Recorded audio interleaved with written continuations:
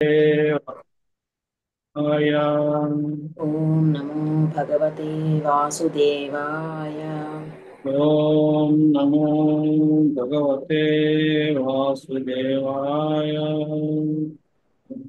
नमो भगवते वासुदेवाय।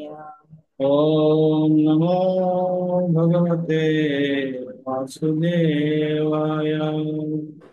ॐ नमो भगवते वासुदेवाय। नारायणं नमस्कृत्यं नारायण नमस्कृत्यं नरं चैव नरोत्तमं नरं चैव नरोत्तमं देवीं सरस्वतीं व्यासं देवीं सरस्वतीं व्यासं ततो जयमुदीरये। ततो जयमुदीरयेत्। नष्टप्रायेषु अभद्रेषु नष्टप्रायेषु अभद्रेषु नित्यं भागवत सेवया नित्यं भागवत सेवया भगवतीरुत्तमश्लोके भगवती उत्तमश्लोके भक्तिर्भवति नैष्ठिकी। भक्तिर्भवति नैष्टिकी। कृष्णाय वासुदेवाय कृष्णाय वासुदेवाय देवकीनन्दनाय च देवकीनन्दनाय च नन्दगोपकुमाराय नन्दगोपकुमाराय गोविन्दाय नमो नमः। गोविन्दाय नमः।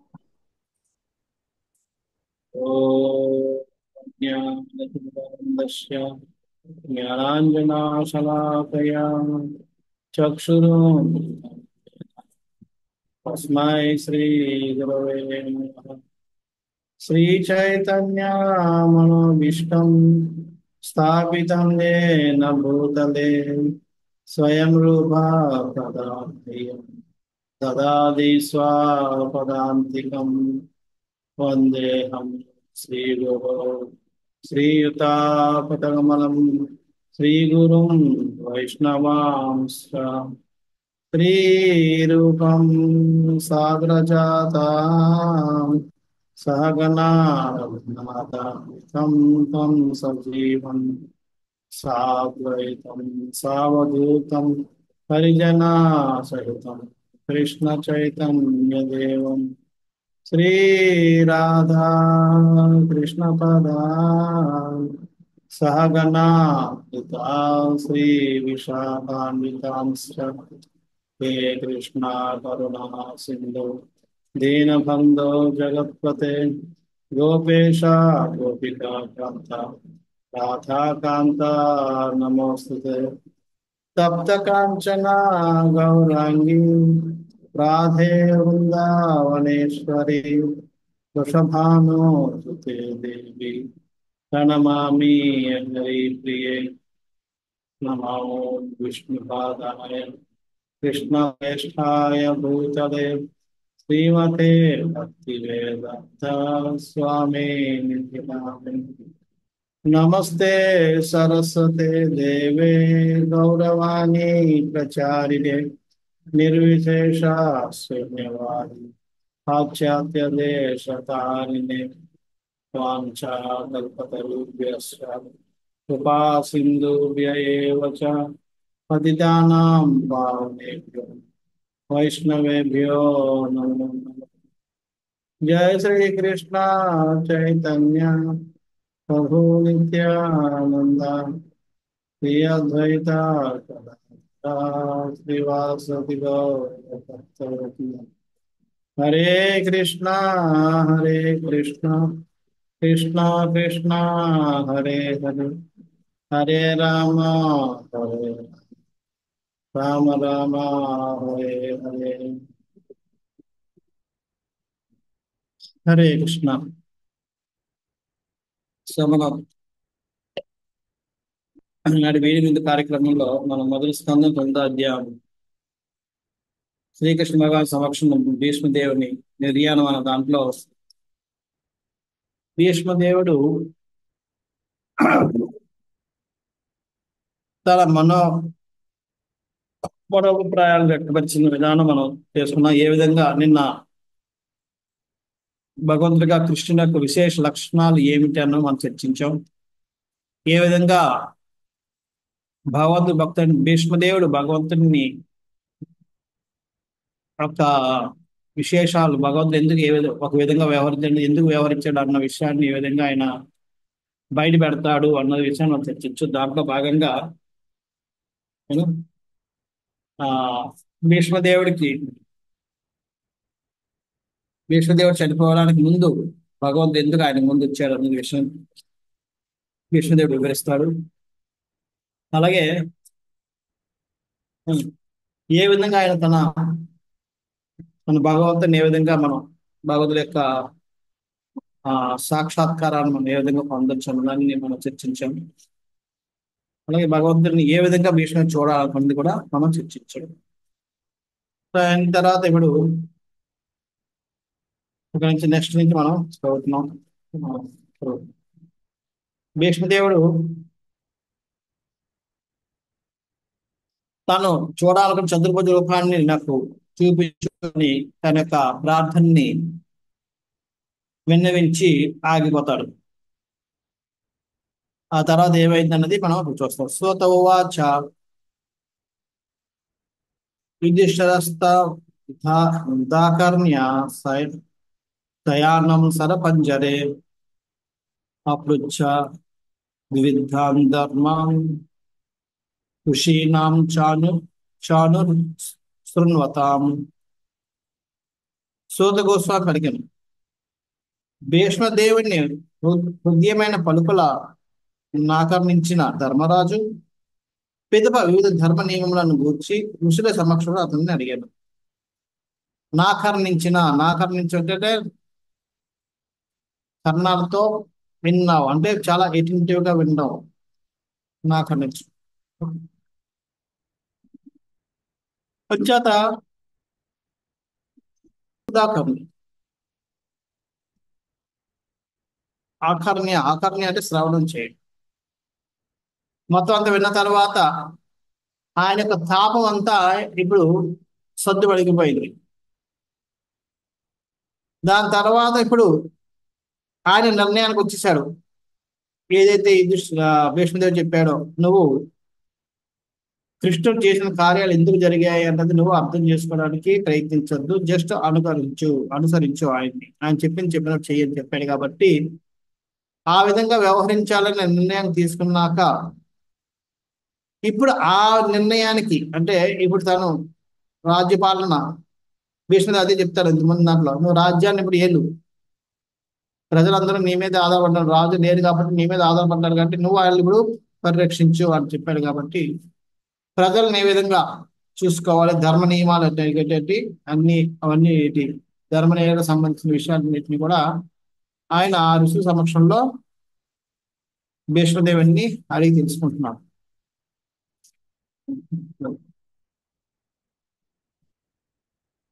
దాంట్లో తాత్పర్యాలు ప్రభుపాద చెప్తారు. ఆ సమయం భీష్ముడు శరతల్ప గతుడై ఉండుటే గాక ఆ స్థితి వల్ల మిక్కిలి బాధ కూడా గురి అయి ఉండెను. ఆ సమయంలో అతనిని ఏ ప్రశ్న అయినా అడగరాదు, కానీ తన శుద్ధ భక్తులు ఆధ్యాత్మిక బలముచే అన్ని పరిస్థితులను చక్కని దేహ మనోస్థితులను కలిగి ఉందని శ్రీకృష్ణ భగవానుడు నిరూపించదలిచెను. ఆ విధంగా కృష్ణ భక్తులైన వాడు ఉత్తమ జీవన విధానం గురించి పలుకుటకు అన్ని పరిస్థితులను అర్హుడై ఉండును. ఇక్కడ మామూలుగా భీష్మదేవుడి యొక్క పరిస్థితి చూసుకుంటే ఆయన సరతల్పం అంటే బాణాల యొక్క తల్పం అంటే సయ్య అంటే పరుపు మీద పడి ఉన్నాడు. ఆల్రెడీ అప్పటికే 35 రోజుల నుంచి ఆల్మోస్ట్ 15 రోజుల నుంచి ఎదురు చూస్తున్నాడు.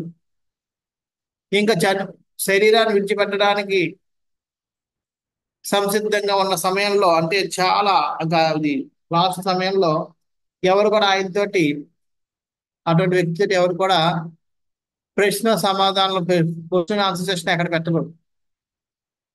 ప్రశ్నోత్తరాల సమయం కాదు, అది చింతించాల్సిన సమయం. ఆయన వరకు మౌనంగా ఉండే ఆయన భగవంతుని గుర్తు చేసుకునేట్టుగా చేసే సమయం. అటువంటి సమయంలో యుధిష్ఠిర మహారాజు భీష్మదేవుని అన్ని రకాల ఈ ధర్మ నియమాలు ఇవన్నీ అడుగుతున్నాడు. దీన్ని బట్టి మనం ఏమనుకోవచ్చు అంటే మనకి ఏం తెలుస్తుంది అంటే అని చెప్పే ఎందుకు అడుగుతున్నాడు ఆ టైంలో అంటే కృష్ణుడు లోకానికి చాటి చెప్పాలనుకుంటున్నాడట. నా భక్తుడు ఎటువంటి స్థితిలో ఉన్నా సరే ఆయన లోక కళ్యాణానికి సిద్ధంగా ఉంటాడు.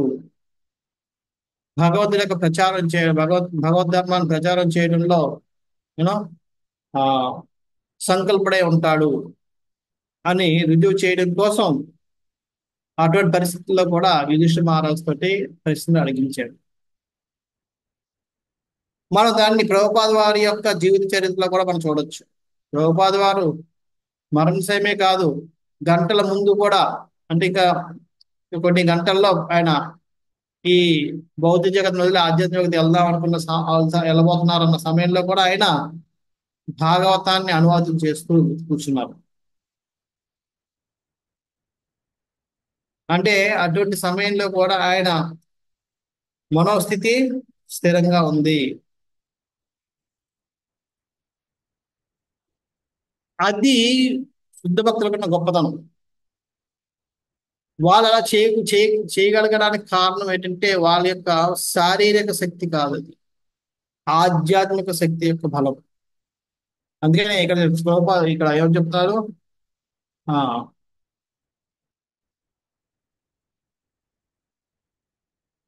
తన శుద్ధ భక్తులు ఆధ్యాత్మిక బలముచ్చే అన్ని పరిస్థితులు చక్కని దేహ మనోస్థితి కలిగి ఉందని శ్రీకృష్ణ భగవాన్ నిరూపించారు. అంచేత వాళ్ళందరూ మనలాగా మానసిక లేదంటే శారీరక శక్తితో ఉండరు. వాళ్ళందరూ ఆధ్యాత్మిక శక్తి కారణంగా భక్తులు ఎప్పుడు కూడా యూనో ఎటువంటి స్థితిలోనైనా సరే స్థిరమైన దేహ మనోస్థితిని కలిగి ఉంటారు. అది నాకు సత్యం. అలాగే తనకన్నా అధికంగా యశోవంతులు అవుటే తండ్రి వాంఛించును, కనుకనే తన సేవకను తన భక్తుల సేవయే మరింత విలువైనదని శ్రీకృష్ణ భగవానుడు అత్యంత దృఢంగా ప్రకటించున్నాడు. ఎప్పుడు ఎలాగైతే ఒక తండ్రి తన కొడుకును తన తనయుడు యొక్క పేరు ప్రఖ్యాతి కోరుకుంటూ ఉంటాడో, ఆ పేరు ప్రఖ్యాతులు తనను కూడా మించిపోవాలని అనుకుంటుంటాడో, భగవంతుడు కూడా అదే విధంగా తనకంటే తన భక్తులు ఎక్కువగా గౌరవించబడాలి, ఎక్కువ ఆదరించబడాలని కోరుకుంటూ ఉంటాడు. నిజానికి ఒక విధంగా మనం చెప్పుకుంటే మనకు ఆ కోరిక భగవంతుడిలో ఉంది కాబట్టి మనలోకి వచ్చింది. లేకపోతే భగవంతుడు ఆ కోరిక అటువంటి గుణమే లేకపోయి ఉంటే మనకి ఆ గుణం వచ్చిండేది కాదు. అంచేత మనలో ఏదైనా ఒక లక్షణం ఉంది, మంచి లక్షణం ఉంది, అరుదైన లక్షణం ఉందంటే అది మన గొప్పతనం కాదు, అది భగవంతులో ఉంది కాబట్టి, భగవంతుడికి అంశాలం కాబట్టి మనలో కూడా ఆ లక్షణం వచ్చింది. అంతే తప్ప భగవంతుడు లేని లక్షణం ఉంటే మనలో ఏమీ ఉండదు అని మనం అర్థం చేసుకోవాలి. భగవంతుడు మాత్రం చూడు నాలో లేని లక్షణాలు కూడా ఆయన దగ్గర ఉన్నాయి అన్న భావనలో మనల్ని గుణగానం చేయించాలని తపన ఆయన ఉంటాడు. కానీ మనం భక్తులుగా మనం అర్థం చేసుకోవాల్సింది ఏంటంటే ఆయనలో నేను గుణాలంటే మనలో ఉండదు. ఆయనలో నేను గుణాలు మనలో ఉన్నాయి అంటే ఆయన అసంపూర్ణ కింద లెక్క. ఆయనకంటే మనం ఆ గుణంలో ఉత్తమం అని అలా ఎప్పుడు ఉండదు. భగవంతుడి కంటే మనం ఉత్తమం ఎప్పుడు ఏ లక్షణం ఏ గుణంలో కూడా మనం ఆయనకంటే మనం ఉత్తమం అవ్వలేము. అంచేత భగవంతుడు మనల్ని పొగుడుతూ ఉండొచ్చు, కానీ మనం మాత్రం అర్థం చేసుకోవాలి ఆయన నుంచి నాకు అక్కడ వచ్చింది, ఆయనలో ఉంది కాబట్టి నాలో ఈ గుణం ఉంది. అంచేత అది నా గొప్పతనం కాదు, ఆయన గొప్పతనం అది. ఇప్పుడు ఎవరైనా ఒక ధనవంతుడి యొక్క ధనికుడి యొక్క పుత్రుడికి గౌరవిస్తున్నారంటే ఆ గౌరవం తనకి వల్ల రావడం లేదు, తన తండ్రి వల్ల ఆయనకు వస్తుందన్న విషయం ఆ పుత్రుడు గుర్తించకపోతే ఆయన కృతజ్ఞుడు. ఎందుకంటే ఆయన సంపాదించేది ఏం లేదు, ఆ తండ్రి సంపాదించాడు కాబట్టి దాన్ని చూసి ఈయనకి గౌరవం వస్తుంది. అంచేత అది మనం అదే విధంగా భగవంతుల్లో ఉన్నాయి కాబట్టి లక్షణాలు అలా మనలో ఉన్నాయన్నది మనం గుర్తించాలి. తర్వాత పురుష స్వభావ విహితం యథావర్ణం యథాశ్రమం వైరాగ్య రాగోపాధి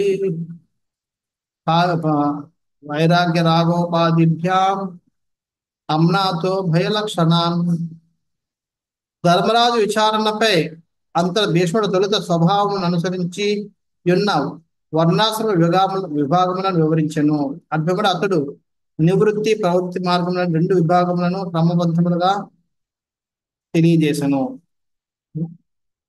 ఈ విధంగా వర్ణాశ్రమం కోసం లేదంటే ప్రవృత్తి మార్గం నివృత్తి మార్గం అంటే భగవంతుని తీర్చుకునే రెండు మార్గాల కోసం ఆయన అంటే ఆధ్యాత్మికంగా ధార్మికంగా ఏ విధంగా బతకాలని ఏ విధంగా జీవనాన్ని గడపాలన్న విషయాల్ని భీష్మదేవుడు యుధిష్ఠిర మహారాజుకి వివరించాడు.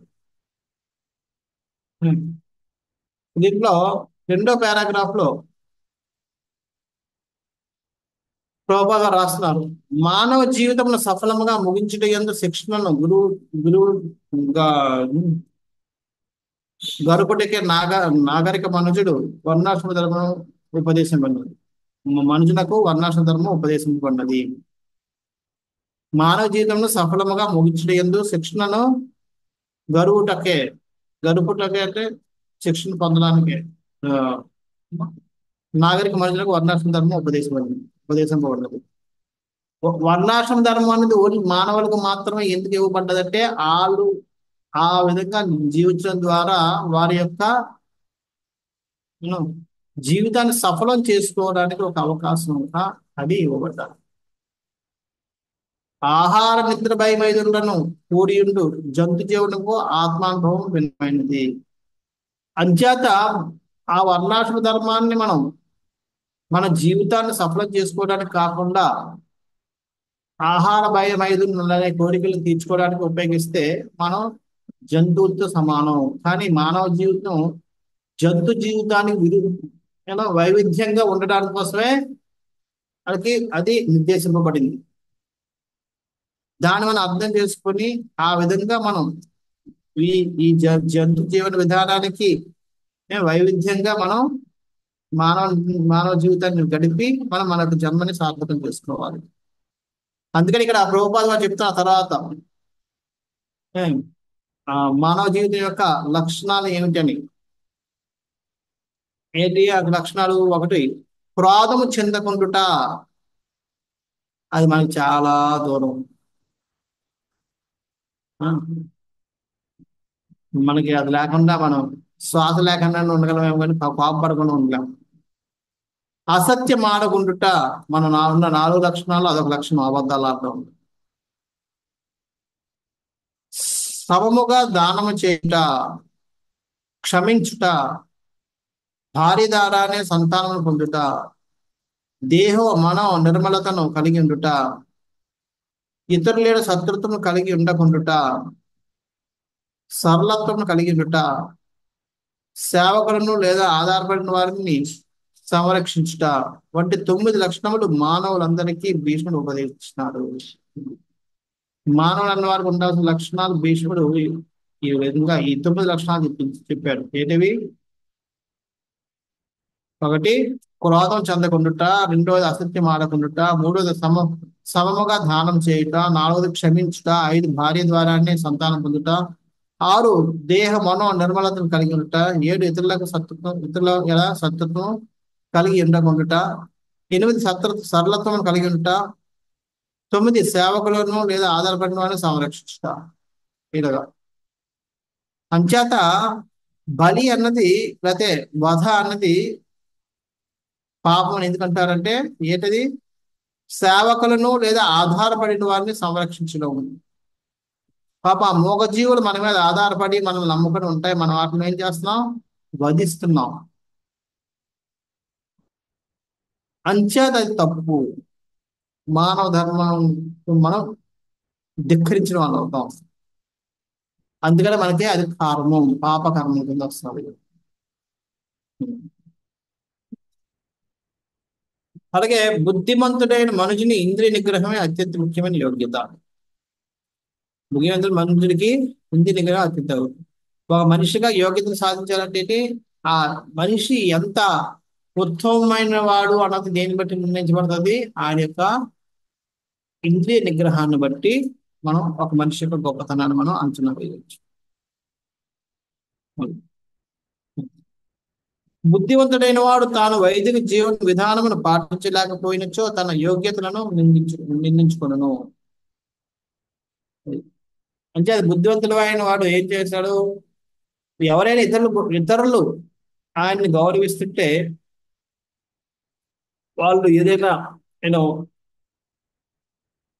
నాకు బలం కండరాలు గిండరాలు బాడీ బిల్డింగ్ ఉంది ఒకటి అందరూ ఒక ఏం బాడీ అనుకుంటే నేను బుద్ధివంతుడిని అయితే నన్ను నేను తిట్టుకోవాలి. ఎందుకంటే ఎందుకు ఈ శరీరాన్ని పెంచుకుని నేను ఏదో పేరు పెట్టిపోతాను కానీ మెయిన్ ఆధ్యాత్మిక చింతన లేదు.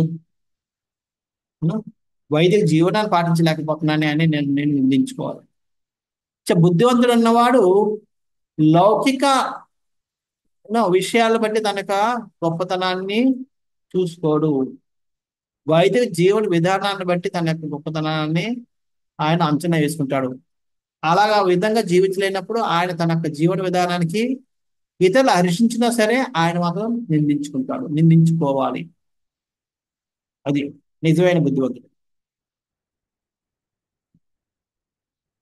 మరి పొగ త్రాగడి లేదా మద్యపానం చేయవాడు అధ్యాపకుడు ఎన్నడూనూ కాలేడు. కానీ నేటి ప్రస్తుత విద్యా విధానమున అధ్యాపకుడి విశ్వవిద్యాలయ పట్టాలు అందుకున్నంత విలువ అతని నీతిమయ జీవనమునకు లేదు. కనుకనే మేధా సంపద యొక్క పలు రీతుల దుర్వినియోగమే విద్య యొక్క ఫలితమై ఉన్నది. ఇప్పుడు నడవడికి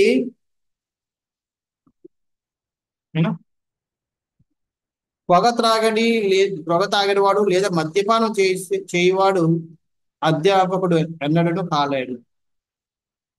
కానీ నేటి ప్రస్తుత విద్యా విధానమున అధ్యాపకుని విశ్వవిద్యాలయ పట్టాలన్నంత విలువ తన నీతిమయ జీవనముకు లేదు. ఇప్పుడు మామూలుగా అయితే మద్యపానం ధూమపానం చేసే వాళ్ళకి అధ్యాపకుడిగా ఉండే అర్హత లేదు. కానీ ఈ రోజులు అవే వాటికి విలువ. ఈ రోజు ఏంటి డిగ్రీ ఒక పేపర్కి ఇచ్చిన విలువ ఆయన యొక్క ఆచరణకి లేదు. ఆ పేపర్ ఆయన ఎలా సంపాదించాలని లేదు, చూసి సంపాదించాడా, కాపీ కొట్టి పాస్ అయ్యాడన్నా లేదు. పాస్ అయితే చాలు, డిగ్రీ వచ్చేస్తే చాలు. యూనో అంతేనా మనిషి ఎంత దుర్మార్గుడు, ఏం చేశాడన్నది అవసరం లేదు. ఈరోజు అయితే ఇంకా మనకి ఇక్కడ ఇండియాలో కొంతవరకు వచ్చిందేమో తెలియదు. వెస్ట్ లో వాళ్ళు ఫంక్షన్ చేసుకుంటారు టీచర్లు, ల్యాబ్కి అంటే ప్రతి ప్రొఫెసర్ వాళ్ళ రీసెర్చ్ టీమ్ తోటి సెలబ్రేట్ చేసుకుంటారు. న్యూ ఇయర్ పార్టీ అనో అదేదో. అప్పుడు అందరూ కలిసి కూర్చొని కలిసి తాగుతారు. అధ్యాపకుడు నేర్పించవలసిన విషయం అది తాగడం అన్నది. అధ్యాపకుడు వాడు సత్ప్రవర్తన నేర్పాలి. కానీ ఇప్పుడు అది మోడర్న్ ఎడ్యుకేషన్, అందరూ కూర్చొని తాగడం. నేను చూశాను అమెరికాలో, అక్కడ ప్రొఫెసర్ చెప్తుంటే ఫస్ట్ బెంచ్ లో కూర్చుని ఒక ఇద్దరు స్టూడెంట్స్ చూశారు.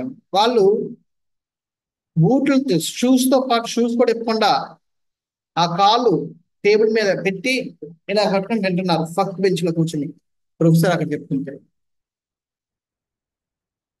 అటువంటి సంస్కృతి ఎందుకు వస్తుంది? అధ్యాపకులు చెప్పే వాళ్ళు కూడా అటువంటి వాళ్ళు కాదు. వారి సంస్కారం లేదు కాబట్టి వాళ్ళు ఇంకేం సంస్కారం నేర్పుతారు. నేనైతే అది బాబరే అంటే నాకు ఇప్పుడు కూడా అది జీర్ణం అవడం లేదు. ఒక టీచర్ ముందు ఒక స్టూడెంట్ ఏ విధంగా కూర్చుంటాడు, ఆ విధంగా కూర్చుంటే ఆయనకి ఏ విద్య వస్తుంది, అని ఏం సంస్కారం నేర్చుకుంటాడు.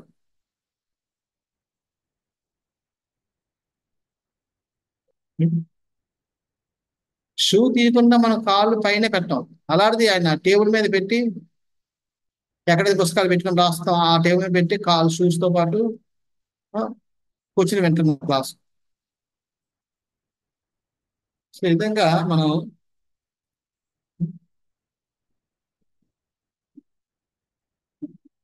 విద్యార్థి వాళ్ళకి ఏంటంటే ఆ విశ్వవిద్యాలయ పట్టాలకు ఉన్నంత విలువ అతని నీతిమయ జీవనకు లేదు. ఒక మనిషి ఎంత నీతిమయంగా జీవించినా ఆయన పట్ల ఆయన మార్కులు తక్కువ వస్తే ఆయన కంటే అవినీతి పరుడైన వ్యక్తికే ఇస్తారు పట్టాలో మంచి మార్క్స్ ఉంటాయి. కానీ నిజానికి మనం ప్రవర్తన చూసుకుంటే డిగ్రీ లేకపోయినా సరే మనం ఆ సత్ప్రవర్తనకి మనం పెద్ద బాట వేయాలి. కానీ అది లేదు.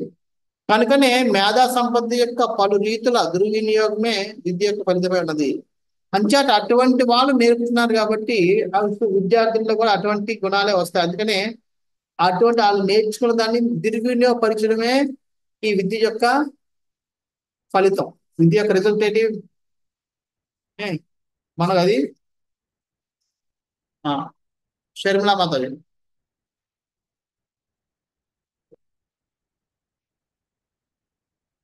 షర్మిలా మాతాజీ ఏం ప్రశ్న ఉందా?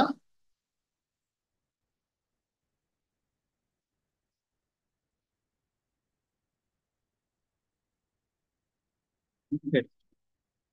సో అంచేత వాళ్ళు నేర్చుకున్న విద్యను దుర్వినియోగపరచడం చేస్తారు తప్ప ఇంకేం చేయలేరు. సద్వినియోగపరచడం వాళ్ళు చాలా తక్కువ అయిపోతారు. ఎందుకంటే ఆ నీతిమయ జీవనానికి వాళ్ళు విలువ ఇవ్వడం లేదు కాబట్టి.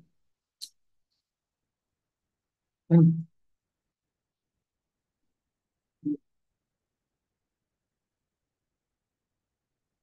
ఇక్కడ నెక్స్ట్ పారాగ్రాఫ్ లో క్షత్రియుడికి ఉండాల్సిన లక్షణాలు ఏమిటంటే ప్రభుపాద వారు ఇక్కడ వివరిస్తున్నారు. క్షత్రియుడైన వాడు పాలక వర్గంలోకి చెందినవాడు దాన వస్తువు వల్లనే గాని ఎట్టి పరిస్థితులను దానం స్వీకరింపరాదని ప్రత్యేకంగా ఉపదేశించబడినది. క్షత్రియుడు ఎప్పుడు దానాలు ఇవ్వాలి తప్ప దానం తీసుకోకూడదు. ఆ ప్రాణాన్ని విడిచిపెట్టాలని ఒక దగ్గర నుంచి యాచించకూడదు.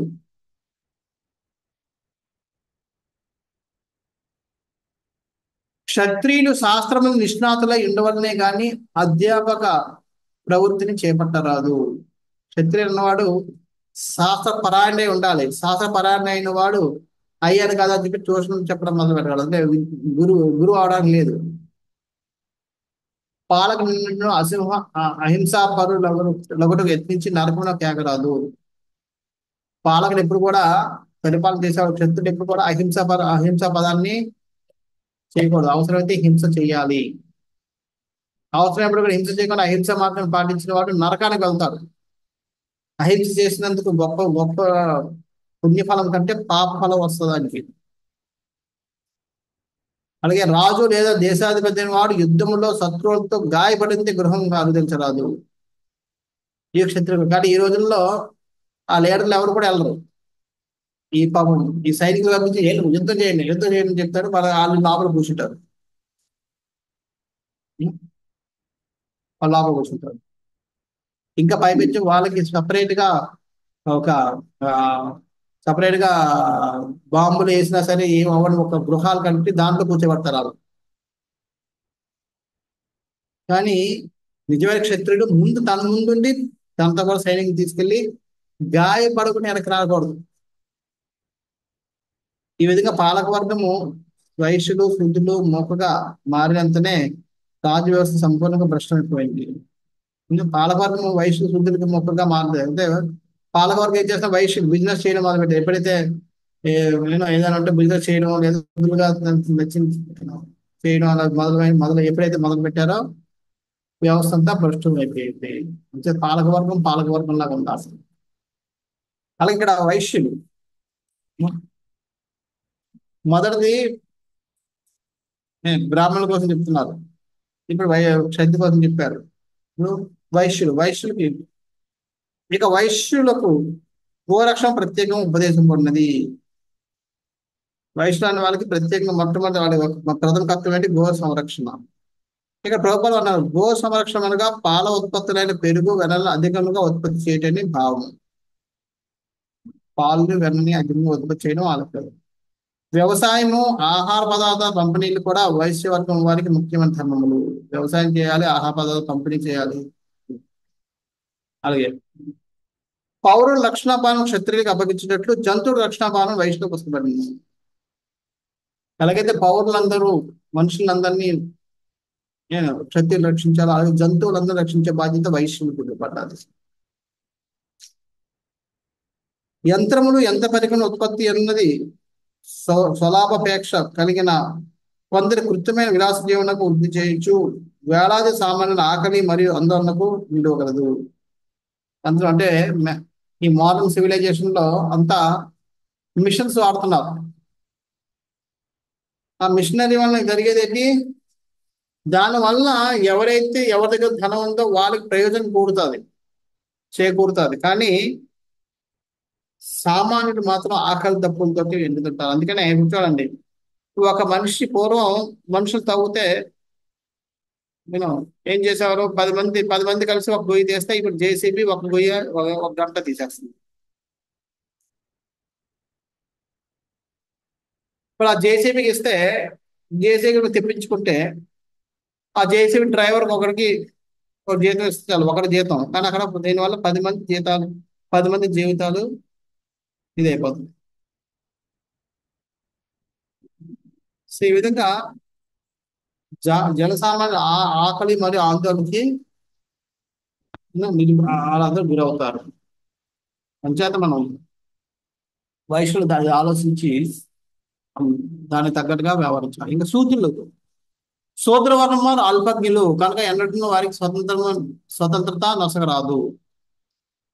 వాళ్ళు అల్పజ్ఞానం కలిగి ఉంటారు కాబట్టి వాళ్ళకి స్వతంత్రత ఇవ్వకూడదు. వాళ్ళకి నిర్ణయాలు తీసుకునే హక్కు ఇస్తే వాళ్ళు ఏం చేస్తారు, వాళ్ళకి సంపూర్ణ జ్ఞానం ఉండదు కాబట్టి తప్పుడు నిర్ణయాలు తీసుకునే అవకాశాలు ఉంటాయి. అంచేత వాళ్ళకి స్వతంత్రత ఇవ్వకూడదు. సమాజంలో మిగిలిన 3 ఉన్నత వర్ణం వారికి సేవ వారు నిర్దేశించబడింది. వాళ్ళు ఏం చేయాలి? మిగతా పైన 3 వర్ణాల వాళ్ళు ఏం చెప్తారో చేయడం అంతవరకే. వాళ్ళకి సేవ చేయడం వరకే వాళ్ళ యొక్క ఇది. కానీ వాళ్ళు నిర్ణయాలు తీసుకొని చేయడానికి లేదు. వారు ధనం కూడబెట్టినచో వెంటనే అది అంతయు మదిర మగువ జూదముల వంటి పాపకర్మలందు వృధా కాగలదు. ఎప్పుడైతే వాళ్ళు దాని ధనాన్ని చేస్తే డబ్ల్యూడబ్ల్యూడబ్ల్యూలు ఎక్కువైపోతాయి. డబ్ల్యూడబ్ల్యూడబ్ల్యూ అంటే వెబ్సైట్లు కదా, పనికి మనం అన్ని వెబ్సైట్లు ఉంటాయి. డబ్ల్యూడబ్ల్యూడబ్ల్యూ ఎందుకు పెట్టారు చూడండి, కానీ భలే పేర్లు పెట్టారులేండి. వెబ్ అంటే సాలిబుడి యొక్క జాలం. సాలిపురుగు గూడు కడతాం కదా, అది వెబ్. దాంట్లో ఈ అది ఎందుకు కడతా తెలుసు ఎవరికైనా? తన ఆహారం కోసం. దాంట్లో పడిన చిన్న పాపం ఈ చిన్న జీవులన్నీ కూడా అటు ఇరుక్కుపోయి బయటికి రాలేవు. అలాగే ఈ వెబ్లో కూడా మనం ఒకసారి వెళ్తే వెబ్సైట్లోకి ఏదో ఒకటి చూస్తూనే ఉంటాం, బయటికి రావడం కష్టం. మనం కూడా డబ్ల్యూడబ్ల్యూడబ్ల్యూ చూడండి, ఇక్కడ మధుర మగువ జోదము. డబ్ల్యూ అంటే ఉమెన్, వెల్త్, వైన్ 3. అది వాళ్ళు దేనికోసం పెట్టారు? వరల్డ్ వైడ్ వెబ్ అని పెట్టారు. కానీ వరల్డ్ వైడ్ వెబ్ అది కూడా చూడండి పేరు, అది ప్రపంచం మొత్తానికి వెబ్ జాలం డబ్ల్యూడబ్ల్యూడబ్ల్యూ అంటే. కానీ ఇక్కడ మరో విధంగా చూస్తే డబ్ల్యూడబ్ల్యూ అంటే ఉమెన్, వైన్, వెల్త్. సో ఈ 3 కలియుగానికి పరమ శత్రువులు. అంటే కలియుగంలో ఉన్న వాళ్ళకి శత్రువులు, కలియుగ పురుషునికి అది అస్త్రాలు. అంటే దీన్ని తెలియక డబ్ల్యూడబ్ల్యూడబ్ల్యూ మంచి పేరు అయిపోయింది. వెబ్సైట్ అని అంటాం. వెబ్సైట్ అంటే వెబ్ల యొక్క సైట్. అంటే చాలా మనం బంధించి ఎక్కించి ఇచ్చేసి బయటికి రాకుండా చేసే ఇది వెబ్సైట్. ఇవన్నీ మంచి పేర్లు మన తెలియక పెట్టారు, మంచి సూట్ అవుతుంది. అంచేత శూద్రవర్ణం వారు ఎప్పుడైతే డబ్బులు ఉంటాయో వాళ్ళు ఏం చేస్తారు? మధుర మగువ జూదం అంటే 3 బ్రేక్ చేస్తారు. మధుర అంటే మద్యపానం, అది మన 4 నియమాలు చేయకూడదు. మగువ అంటే వ్యభిచారం, జూదం అంటే జూదం ఆడడం. 3 నియమాలు. ఈ 3తో పాటు ఎప్పుడైతే అది ఉంటుందో మాంసాహారం. అంటే 4 నియమాలు శూద్రుడి దగ్గర కానీ ధనం ఉంటే 4 నియమాలు వాళ్ళు ఇచ్చేస్తారు. అది మనం చూడొచ్చు. పేదవాళ్ళు, కష్టపడిన వాళ్ళ దగ్గర డబ్బులు ఉంటే ఏం చేస్తారు? తాగుతారు, రాత్రి పడుకుంటారు, ఇంట్లో గొడవలు పడతారు. ఇవన్నీ మాంసం తినాలి, తాగిన తర్వాత ఇలాగని. మధుర మగవ జోదములన్నవి జనులందరూ శూద్ర గణము కన్నను క్రిందకి దిగ జారినని సూచింపగలదు. ఎవరైతే ఇవి ఉంటాయో వాళ్ళు మన జనులు శూద్రగణం కంటే నీచ స్థితికి వెళ్ళిపోయిన వాళ్ళు లెక్క.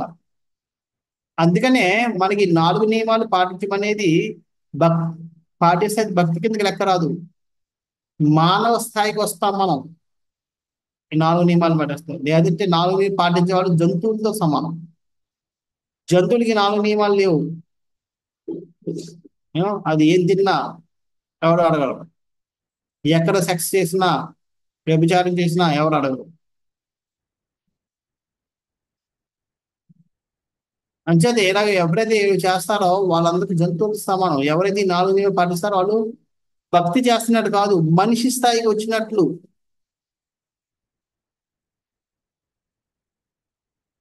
అంచేత శూద్రులు దగ్గర ధనం ఉంటే ఈ మనిషి స్థాయికి దిగజాడిపోతారు. అదే చెప్పింది. ఏదైనా కార్యం చేయుటకు మొదలు శూద్రులను తగినంత ఆహారము వస్త్రముతో సంతృప్తిపరచవలను. ఏదైనా మన కార్యం చేసేటప్పుడు ఈ శూద్రులందరికీ మనం ఆహారం వస్త్రాలతో సంతృప్తిపరచాలి. ఆ నియమం ఇప్పుడు కూడా చాలా చోట్ల మనం పాటిస్తుంటాం. ఇల్లు కట్టడానికి గృహప్రవేశం చేస్తే ఇంటి ఆ వర్కర్లందరికీ పిలిచి భోజనాలు పెట్టి వస్త్రాలు ఇస్తారు. ఆ నియమం ఎందుకంటే వాళ్ళకి అది కావాలి. వాళ్ళు కష్టపడుతుంది దేనికోసం? మంచి తిండి కోసం, బట్టల కోసం. అది మనం ఇవ్వాలి. వాళ్ళకి సరిపడా ధనం ఇస్తున్నాం, దానితో పాటు ఇది కొద్దిగా మనం ఇవ్వాలి. ఈ విధంగా నెక్స్ట్ పారాగ్రాఫ్ చెప్తుంది. జ్ఞానము వైరాగ్యము కలిగించుటయే ఆశ్రమ ధర్మం యొక్క ముఖ్య ప్రయోజనము. ఈ వర్ణాశ్రమ ధర్మం యొక్క ముఖ్య ప్రయోజనం ఏంటి? ఒక మనిషిలో ధర్మాన్ని, జ్ఞానాన్ని, వైరాగ్యాన్ని, జ్ఞానం వైరాగ్యం అంటే జ్ఞానం అంటే ఏంటి? తన ధర్మం ఏంటన్న జ్ఞానం, విచక్షణ జ్ఞానం, లేదా తన కర్తవ్యం జ్ఞానం. ఈ జ్ఞానాన్ని, వైరాగ్యం, ఈ లౌకిక విషయాల మీద వైరాగ్యం కలిగించడం అన్నదే ఆ యొక్క ముఖ్య ప్రయోజనం, వర్ణాశ్రమ ధర్మం యొక్క ముఖ్య ప్రయోజనం. అలాగే గృహస్థాశ్రమము ఆసక్తులైన మనుషులందు ఉద్దేశింపబడగా, వానప్రస్థ సన్యాసాశ్రమములు జీవన విధానం అనాసక్తులైన వారికి ఉద్దేశించబడినవి. గృహస్థాశ్రమం వారికి, ఎవరికైతే ఈ లౌకిక విషయాల మీద ఆసక్తి ఉందో వాళ్ళకి గృహస్థాశ్రమం, వాటి మీద విరక్తి పెంచుకున్న వాళ్ళకి వారికి వానప్రస్థ సన్యాసాశ్రమాలు ఉద్దేశించబడినవి. అటువంటి ఆసక్తి లేని వారికి, అనాసక్తి లేని వారికి ఇరువురికి శిక్షణ బూస్టయ్యే బ్రహ్మచర్య ఆశ్రమం ప్రత్యేకంగా నిర్దేశించబడినది. బ్రహ్మచర్య ఆశ్రమంలో వాళ్ళకి వీళ్ళకి అందరికి కూడా శిక్షణ పొందించడం. అందుకని బ్రహ్మచర్య ఆశ్రమంలో గృహస్థాసులు, వానప్రస్థ సన్యాసులు ఎవరైనా సరే అందరూ బ్రహ్మచారి ఆశ్రమంలో ఉండాలి.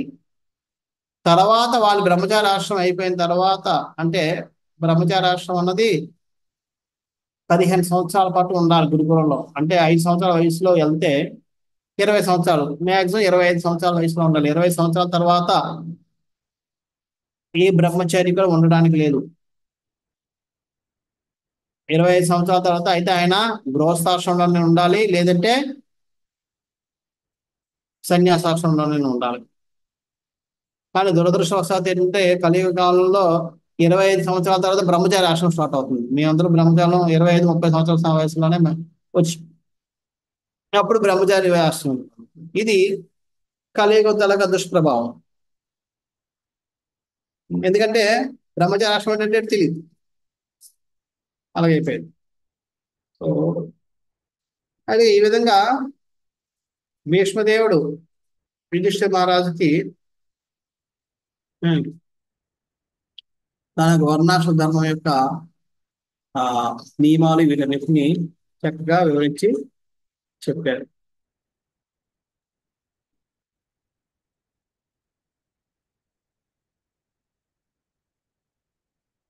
ఇక్కడ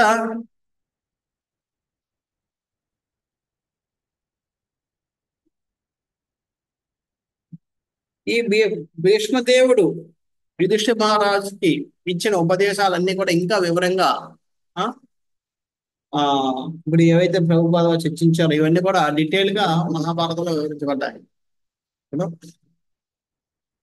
ఆ, అంచేత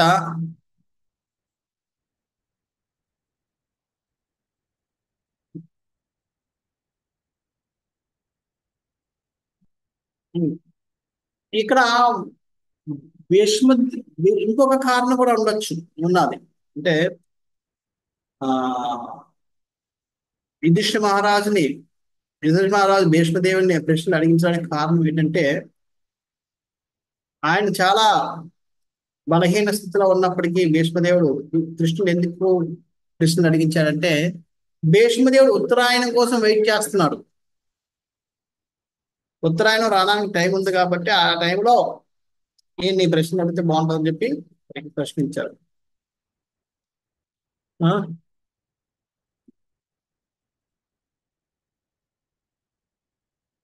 సో ఇక్కడ ఉత్తరాయణం అంటే ఇంకొక అర్థం కూడా ఉంది. ఉత్తరాయణం అంటే ఆ ఉత్తరాయణం దక్షిణాయనం అంటే ఎవరికైనా తెలుసా అసలు?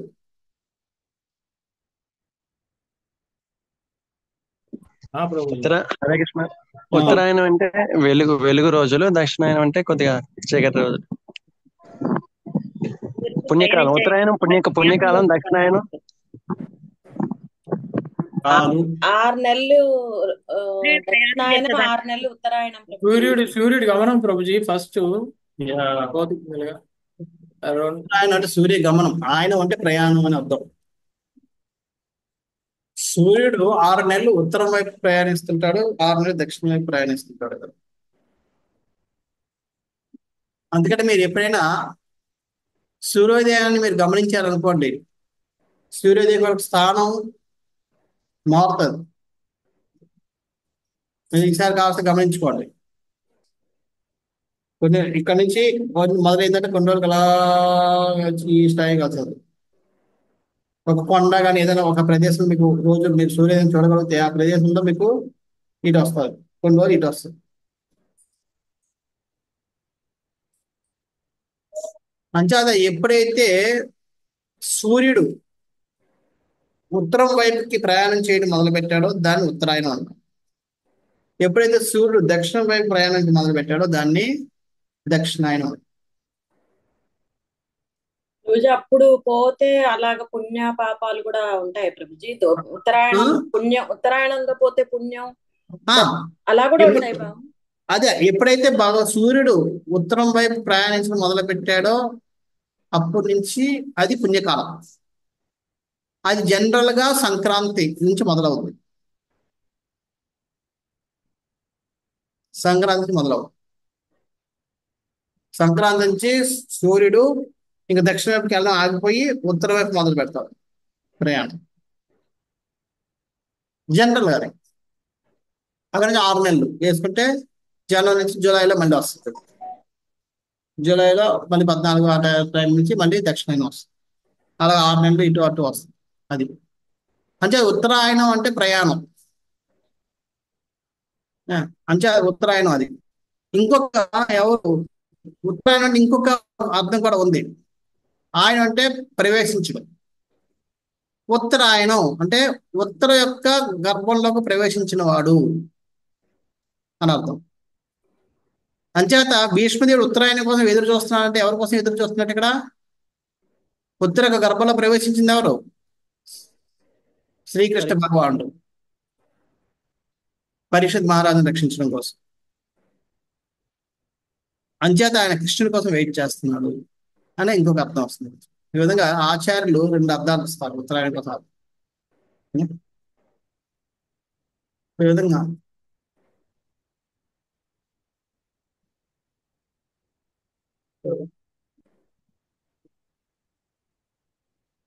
తర్వాత ధ్యాన ధర్మాన్ రాజధర్మాన్ మోక్ష ధర్మాన్ విభాక్సః శ్రీధర్మాన్ భగవద్ధర్మాన్ సమాస వ్యాసం యోగతః. తదుపరి దాన ధర్మములను, రాజధర్మములను, మోక్ష ధర్మములను వాటి విభాగములను అనుసరించి వివరించును. అటుపరి స్త్రీ ధర్మములను, భక్తుల ధర్మమును రెండింటిని సంక్షేపముగాను మరియు విస్తారముగాను వివరించి చెప్పాను. ఈ విధంగా అన్ని ధర్మాలు చెప్పారు. సో ప్రభుపాద వారు ఇక్కడ ఒక్కొక్కటి వివరిస్తూ ఒక్కొక్క పారాగ్రాఫ్ లో ఒక్కొక్క విషయాన్ని వివరిస్తూ వచ్చారు. ఫస్ట్ ఏంటి? దాన ధర్మాలు. సో ప్రభుపాద చెప్తాను, గృహస్థుని ముఖ్య ధర్మంలో దానం అసలు ఒకటి. గృహస్థుల యొక్క ముఖ్య ధర్మాల్లో దానం చేయడం అనేది ఒకటి. అంటే గృహస్థుడు అన్నవాడు దానం చేయాలి. ఎందుకంటే తను సంపాదించే ప్రతి సంపాదన కూడా అందులో కొంత కర్మ అన్నది ఉంటుంది కాబట్టి ఆ కర్మని వదిలించుకోవడానికి ఆయన దాన ధర్మాల ద్వారా వదిలించుకుంటాడు. ప్రభుపాద వారు చూడండి ఎంత చెప్తున్నారు. గృహస్థు తన కష్టార్జితంలో కనీసం 50% దాన వసతులతో సిద్ధపడి ఉండవాలి. 50% ఇచ్చేయాలట. బాబా 50% ఇచ్చేస్తే ఇంక నేనే బతుకుతావు. అక్కడ 50% దానం ఇవ్వడం అంటే ప్రభుపాద వారు అంటే ప్రభుపాద వారు అక్కడ చెప్పలేదు కానీ కొంతమంది రాధేశ్యాం ప్రభు చెప్తూ విన్నాను నేను. 50% ఇప్పుడు సపోజ్ నాకు 10,000 జీతం వస్తే 5,000 నేను దానం ఇచ్చేస్తే ఇంకా నేను 5,000 ఏం బతకగలను?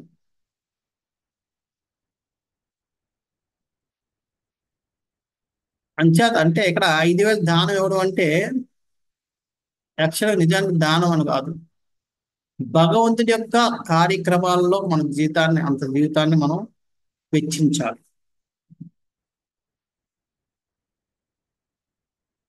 అంటే మనం ఖర్చు పెట్టే ఖర్చు 50% మన జీవితంలో ఇప్పుడు 10,000 జీతం అంటే 5,000 జీతం మన భగవంతుడి యొక్క కార్యక్రమాలకు మనం వెచ్చించాలి. అంటే ఏ విధంగా?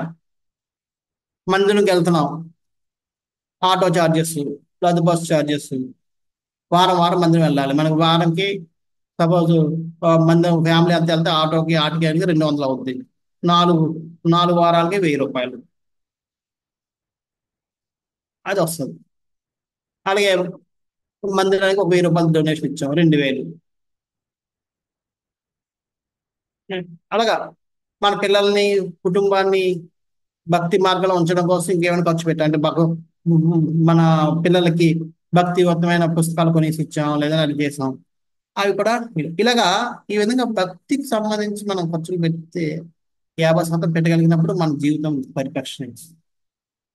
మిగతా 50% మనకు నచ్చినట్టు మనం ఖర్చు పెట్టాం. మిగతా 50%లో 25% పొదుపు చేసుకోవాలి. మిగతా 25% తోటి మిగతా కార్యక్రమాలన్నింటినీ మనం చేయాలి. ఇది పెర్ఫెక్ట్ జీవన విధానం ఒక గ్రోత్.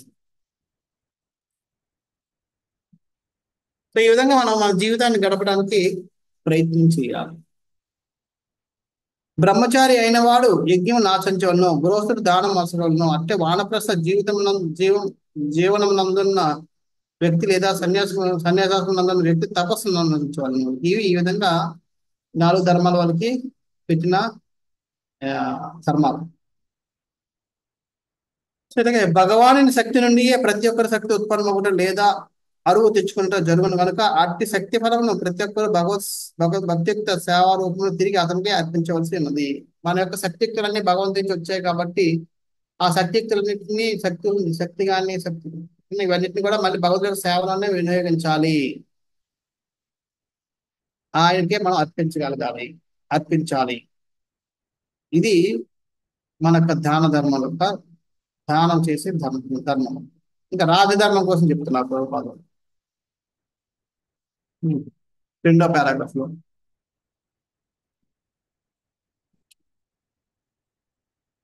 ప్రభుపాద ఫస్ట్ పారాగ్రాఫ్ చెప్తున్నారు, ఫస్ట్ లైన్ లోనే రాజకీయ ఆధిపత్యం కొరకైనటువంటి నేటి కాలం నందలి రాజకీయం అనే గాక రాజధర్మం ఒక గొప్ప విజ్ఞాన శాస్త్రమే ఉన్నది.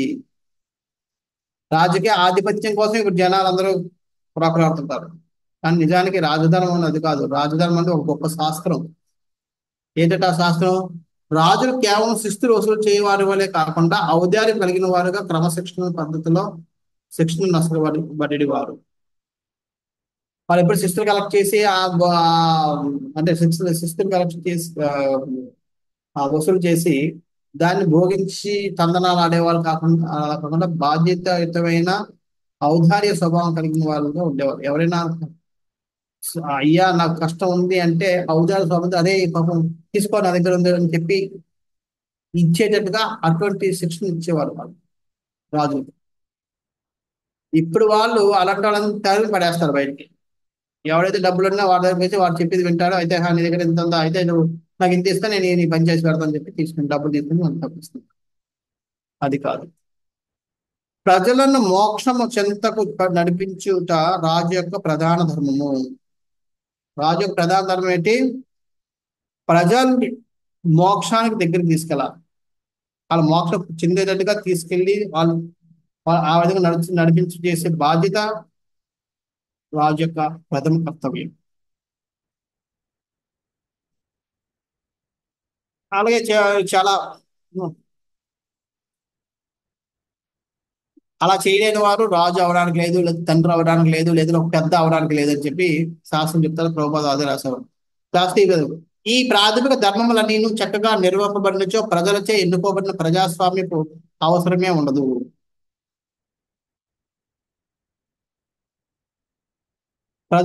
ప్రజలే ఈ విధంగా ఉంటే అప్పుడు ప్రజాస్వామ్యం అవసరమే ఉండదు. అన్ని సవ్యంగానే నడుస్తాయి.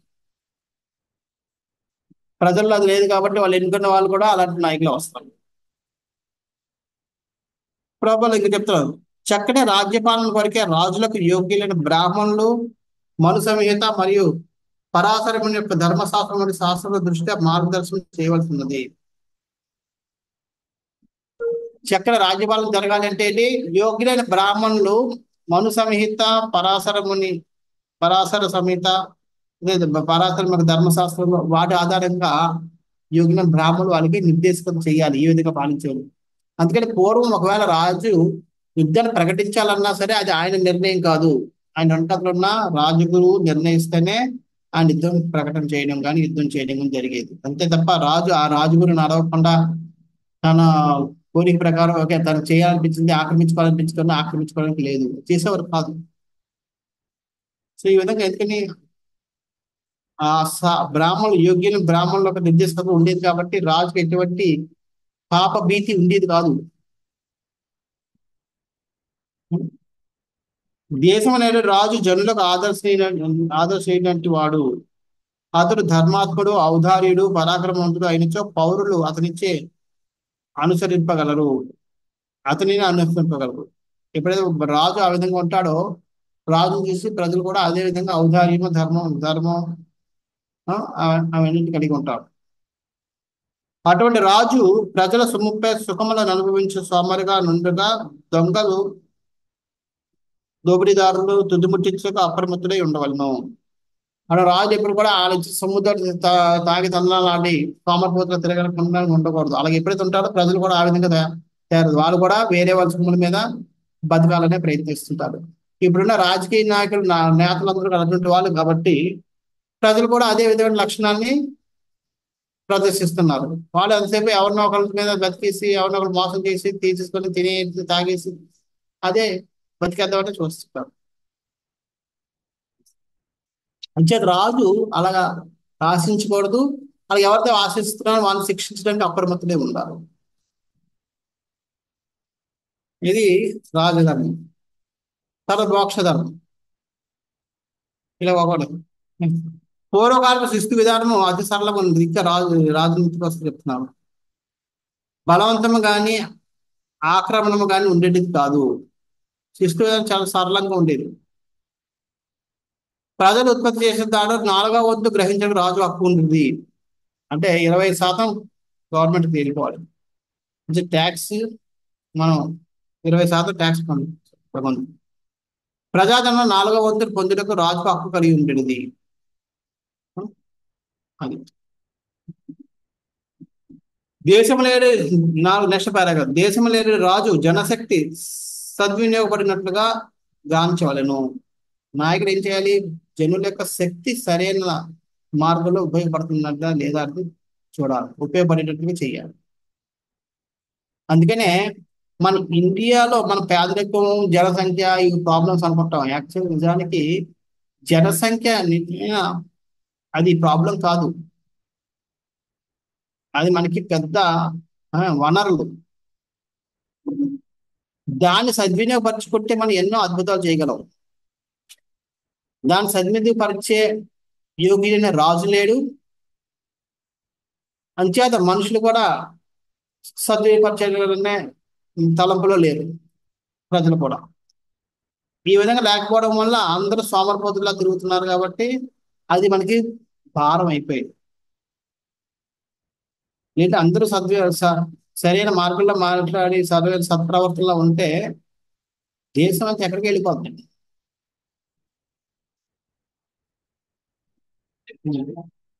అది మనం అర్థం చేసుకోవాలి.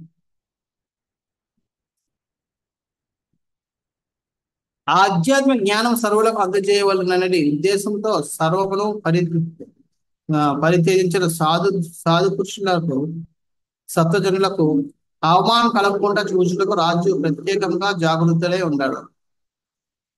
ప్రత్యేకించి రాజు అన్నవాడు ఈ సాధు పురుషుడికి ఎటువంటి అపమానం జరగకుండా చూడాలట. ఎప్పుడు సాధువులు అంటే సాధు డ్రెస్ తీసుకున్నావు కాదు, ప్రభుత్వ సత్ప్రవర్తన ఆధ్యాత్మిక జ్ఞానమును కలిగి సర్వులకు ఆ జ్ఞానాన్ని సర్వులకు అందజేయాలనే ఉద్దేశంతో సర్వం పరిత్యజించి, అంతేగాని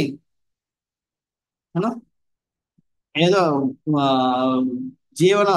జీవనం కోసం ఈ సాధు జీవితాన్ని ఎంచుకొని చేస్తున్న వాళ్ళు కాదు.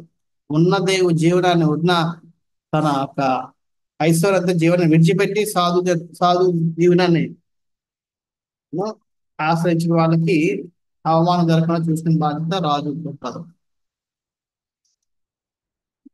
తన భక్తులకు జరిగిన అవమానం భగవానుడు ఏమాత్రం సహింపడని రాజు సంపూర్ణంగా నెరిగి ఉండవలను. దేశము నేలడి రాజు పామరులకు అసహాయులకు వైధవ్యము కలిగిన స్త్రీలకు ప్రత్యేక రక్షణమును కోర్చడివాడు. పామరులు అంటే పండితులు, పామరులు. పండితుడు అంటే వ్యతిరేక పామరు. పండితుడు అంటే జ్ఞానవంతుడు, పామరుడు అంటే అజ్ఞానవంతుడు. పామరులకు అసహాయకులు అంటే అంగవైకల్యం కలిగే వాళ్ళు, సహాయం మానసిక వైకల్యం ఇటువంటి వాళ్ళకి, వైద్యం కలిగే స్త్రీలకు, విధవులైన స్త్రీలకు వీరికి ప్రత్యేక రక్షణ కల్పించారు. ఇవి కొన్ని రాజధర్మలు. ఇక మోక్ష ధర్మం,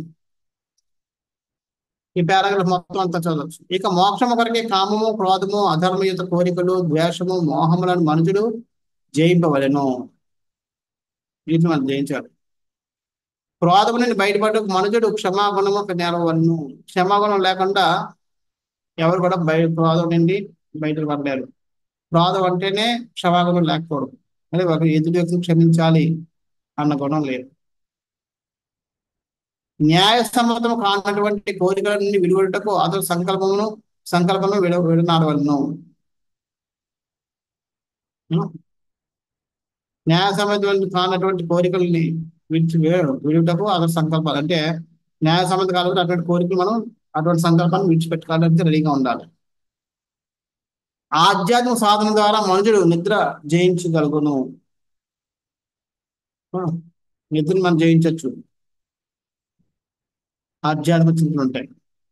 అందుకనే మనం చూస్తాం మన ఆచార్యులు వాళ్ళు ఎంత ఉన్నత స్థాయికి వెళ్తుంటారో అంత నిద్ర తగ్గిపోతుంటది వాళ్ళకి. ప్రభుపాద వారి జీవితం కానీ, భక్తి వినోద్ ఠాకూర్ జీవితం కానీ, మాధవేంద్రపురి జీవితం కానీ, చైతన్య మహాప్రభు జీవితం కానీ, చైతన్య మహాప్రభు ఎప్పుడు కూడా రాత్రి పగలు కృష్ణ కోసం ఆలోచించి పడుకునేవాడు కాదు. ఆయన సేవ చేస్తున్న సేవకులు గోవింద భట్టు, లేదంటే రామానందరాయ్, వీళ్ళెవరు కూడా పడుకునేవారు కాదు ఆయనతో పాటు. మనం వింటాం శ్రీవాసాంగంలో రాత్రి పగలు నగర సంకీర్తన చేస్తూ డ్యాన్స్ చేస్తుండేవారు, వాళ్ళు పడుకునేవారే కాదు. ఈ విధంగా మనకి ఆధ్యాత్మిక సాధనలో మనకి రుచి పెరిగితే నిద్ర మనం జయించగలుగుతాం.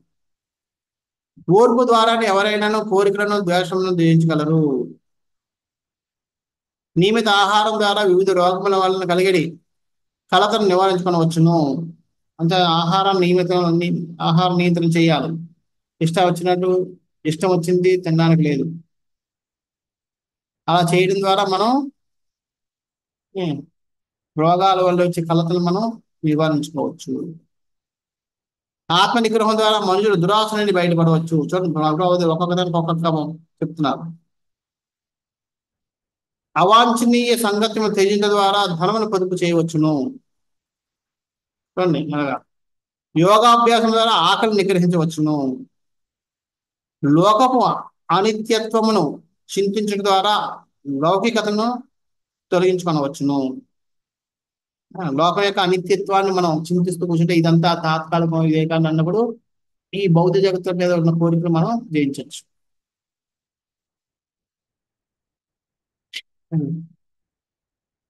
ఉదయం నిద్ర లేచిన ద్వారా మత్తును జయించవచ్చును. చూడండి, చాలా మంది రోజంతా మత్తు ఉందంటే నిద్ర సార్లేదు అనుకుంటారు. కాదు, ఎక్కువ పడుకోవడం వల్ల మత్తు వస్తుంది. ప్రభుపాద కూడా అదే చెప్తున్నారు. ఉదయం ఎప్పుడైతే లేస్తారో, ఎవరు లేస్తారో వాళ్ళు మత్తుని జయించగలుగుతారు, రోజంతా యాక్టివ్గా ఉండగలుగుతారు. వాస్తవ నిర్ణయం ద్వారా వాదములు ఓడిపోగలవు. వాస్తవాన్ని మనం నిర్ణయించుకుని తెలుసుకోవడం ద్వారా మూర్ఖవాదులన్నీ ఓడిపోతాయి. మౌనము గంభీరత ద్వారా వాచులత తొలగగలదు. వాచులత తెలుసా? వాచులత అంటే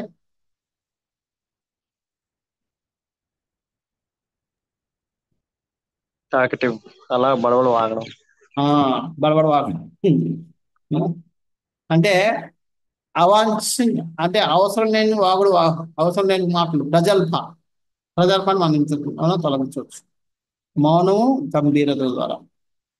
ధైర్యం ద్వారా పిరిగితనం తొలగగలదు. ఆత్మ విచారణ ద్వారా సంపూర్ణ జ్ఞానం ప్రాప్తించగలదు. ఈ విధంగా మనుషుడు ముక్తి మార్గం పొందుటకే కామము, క్రోధము, ద్వేషము, స్వప్న మాది పలు విషయములు నుండి విడుదలను పొందవలసి ఉన్నది.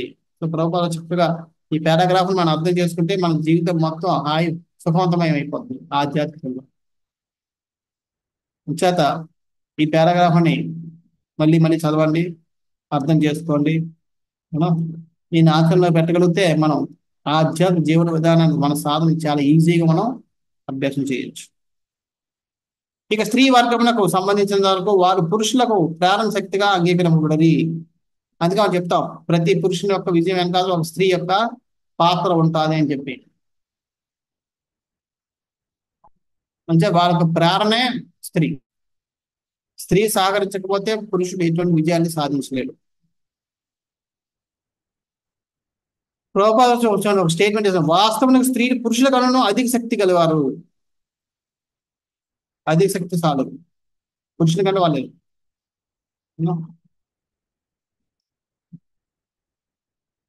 అతి శక్తివంతుడు జూలియస్ సిజర్ క్లియోపాత్రకు ఆదిని ఎండును.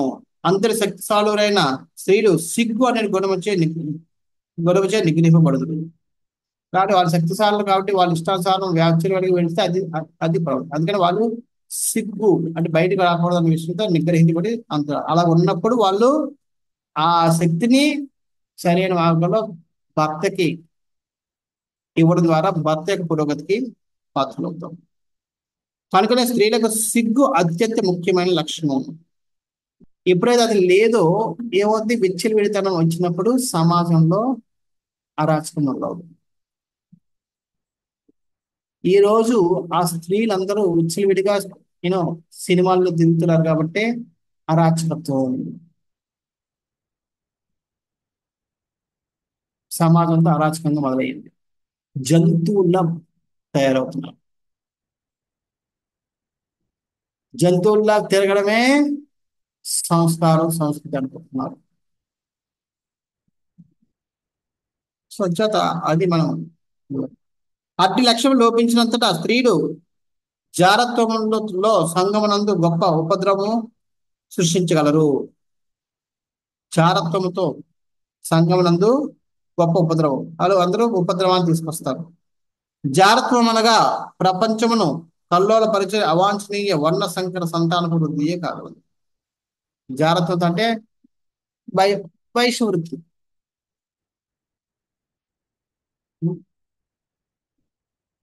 వైశ్యవృత్తి చాలా మంది మనం చూసుకుంటే కొట్లాట్లన్నీ కూడా స్త్రీల కోసం జరుగుతాయి. చేత ఎప్పుడైతే ఒక స్త్రీ బజార్ను పడుతుందో ఆ స్త్రీ కోసం 10 మంది పట్టాడుకుంటూ ఉంటారు. సో ఆ విధంగా మనం వాళ్ళందరూ అటువంటి వాళ్ళు అవాంఛనీయ వర్ణ సంకర సంతానాన్ని వృద్ధి చేస్తారు జాగ్రత్త అంటే.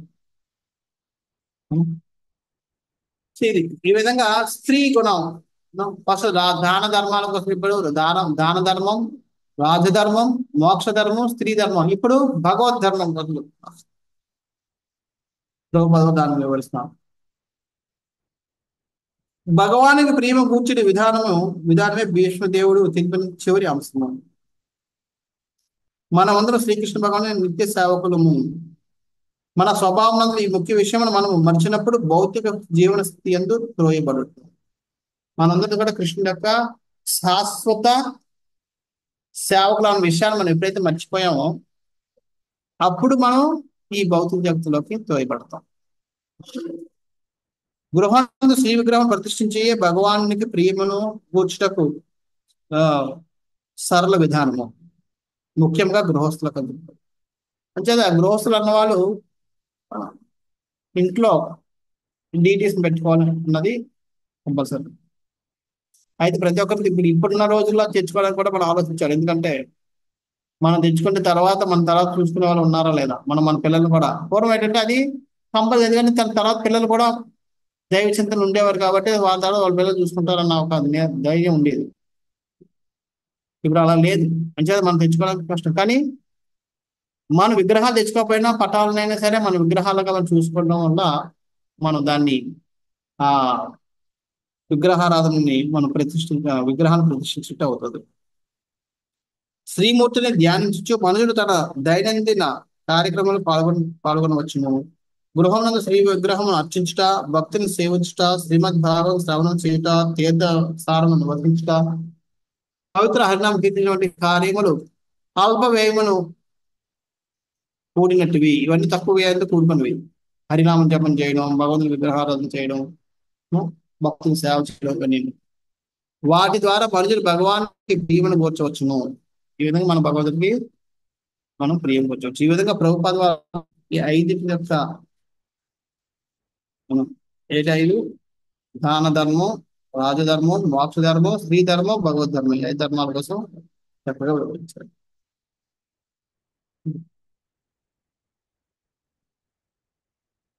తర్వాత ఏం చేశారు? ధర్మార్థకామ మోక్షాంశ సహోపాయాన్ యథా ముని నానాఖ్యానీతి హాసేషు వర్ణీయామాస తత్వవిత్. అతడు స్వయంగా సర్వం నెరిగిన వాడై నందున వివిధ వర్ణాశ్రమ ధర్మలకు సంబంధించిన వియుక్త ధర్మములను ఇతిహాసం నుండి, దృష్టాంతం నుండి, ఉదాహరణ ధర్మ వర్ణించెను. ఆయన మొత్తం సంపూర్ణ శాస్త్ర జ్ఞానవంతుడు కాబట్టి ఈ ధర్మాలన్నింటినీ వివరించడం కోసం ఆయన రకరకాల ఇతిహాసాల నుంచి, పౌరాణాల నుంచి ఎన్నో ఈ చారిత్రాత్మక వృత్తాంతాలను వివరిస్తూ ఉదాహరణల ద్వారా ఆయన దీనంతటినీ వివరించి చెప్పాడు. ప్రభుపాద వారు చెప్తున్నారు, పురాణములు, మహాభారతం, రామాయణం వంటి వేద వాజ్పేయమునందు పేర్కొనబడిన సంఘటనలను క్రమానుగతిలో లేకుండాను నిక్కముగా పూర్వము ఒకప్పుడు జరిగిన చారిత్రాత్మక విషయములు. అవి టైం ప్రకారం ఒక లైన్ లో ఉండకపోవచ్చు. అంటే 1956లో జరిగింది, తర్వాత 57 జరిగింది, 60 జరిగింది, అలా లైన్ లో లేకపోయినప్పటికీ కొద్దిగా అటు ఇటు అయినప్పటికీ కూడా అవన్నీ కూడా ఖచ్చితంగా చారిత్రాత్మక సంఘటన అనే విషయాన్ని మనం గుర్తించాలి. అదేను కాక ఈ సంఘటనలు వివిధ లోకములలో, వివిధ విశ్వములలో జరిగి ఉన్నందున ఈ కథావర్ణం కొన్ని వార్లు ముప్పరిమాణమున గణింపబడును. అంచేత ఇవన్నీ ఇక్కడ జరిగింది కాదు, కొన్నిసార్లు వేరే లోకాలు జరగచ్చు, వేరే గ్రహాల్లో జరిగి ఉండొచ్చు. అంచేత అవన్నీ కూడా మనం ఒక విధంగా తీసుకోవట్లేదు. మన పరిమిత అవగాహన దృష్ట్యా అవి క్రమానుసారంగా కాకుండా మనకు కావాల్సినది వాటి అంతటి ఉపదేశాత్మక బోధనలే.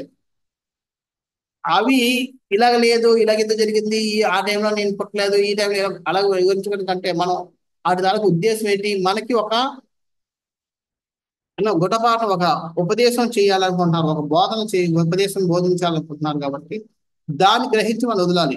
అంతేగాని అది ఆ కాలమే ఇలాగని మనం విశ్లేషిస్తూ కూర్చుని మనం చేస్తే ఒకసారి మనం దాంట్లో గౌడ గోపాల ప్రభుత్వం మీ అందరికీ తెలిసి ఉండొచ్చు. ఆయన ఒక లెక్చర్ ఇచ్చారు. ఇచ్చిన తర్వాత ఎవరో ఒక ఆయన వచ్చి లెక్చర్ ఇచ్చారండి, అదండి ఇదని చెప్పి ఏదో చెప్పారు. తర్వాత మాకు వచ్చి చెప్పుకున్నారు. చెప్పుకొని అంటే చెప్పి అంటే ఒక విధంగా బాధపడుతున్నాడు ఆయన. వచ్చింది. నేను ఇంకొక ఇద్దరు ఉన్నాం చెప్తున్నారు, వచ్చి చెప్తున్నారు. ఈరోజు లెక్చర్ చేస్తే ఒక ఆయన ఇచ్చాడు, వచ్చి ఏం చెప్పారంటే ఆ జోకులు చెప్తున్నారు, జోకులు ఎందుకు చెప్పారు అన్నది ఆయన గ్రహించడం లేదు. ఈ జోక్ చాలా బాగుంది ప్రభు అన్నారట. అరే ఆ జోక్ ఎందుకు చెప్పాడు అక్కడ, చెప్పడం వెనకాల ఉద్దేశం ఏంటి, అది నువ్వు గ్రహించినప్పుడు ఆ జోక్ యొక్క పర్పస్ డిఫీట్ అయిపోయింది. ఆ జోక్ యొక్క ఉద్దేశం నిరార్థకం అయిపోయింది.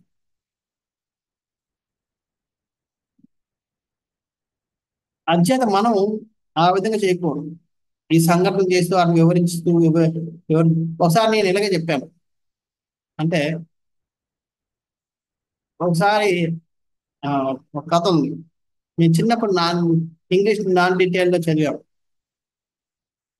ఏంటంటే ఒక తల్లి నీళ్ళకి వెళ్తుంది, తన పసివాడిని అక్కడ ఇంట్లో పెట్టి వచ్చేటప్పటికి ఎదురుగా పాము, నాగుపాము ఇలా బిడ్డ కింద ఉంది. ఉంటే వెంటనే ఆమె ఏం చేస్తుందంటే ఏం చేయాలి తెలియక బిల్లుని అక్కడ పడేసి ఇలా పామును పట్టించుకుంటుంది. పాము చేతి పట్టించుకోగానే పాము ఆమె కాటేస్తే ఆమె చచ్చిపోతుంది.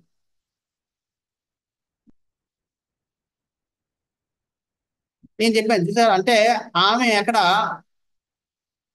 బిడ్డను కదిపితే ఎక్కడ పాము బిడ్డ కాటేస్తుందేమో అన్న భయం కొద్దీ ఆమె ఏం చేసింది, బిడ్డను రక్షించుకోవడం తన ప్రాణాలను వదిలిపెట్టింది. చూడు తల్లి ప్రేమ ఎంత గొప్పదని ఏదో చెప్తున్నా. చెప్తే ఒకరు క్లాస్లో చేయితారు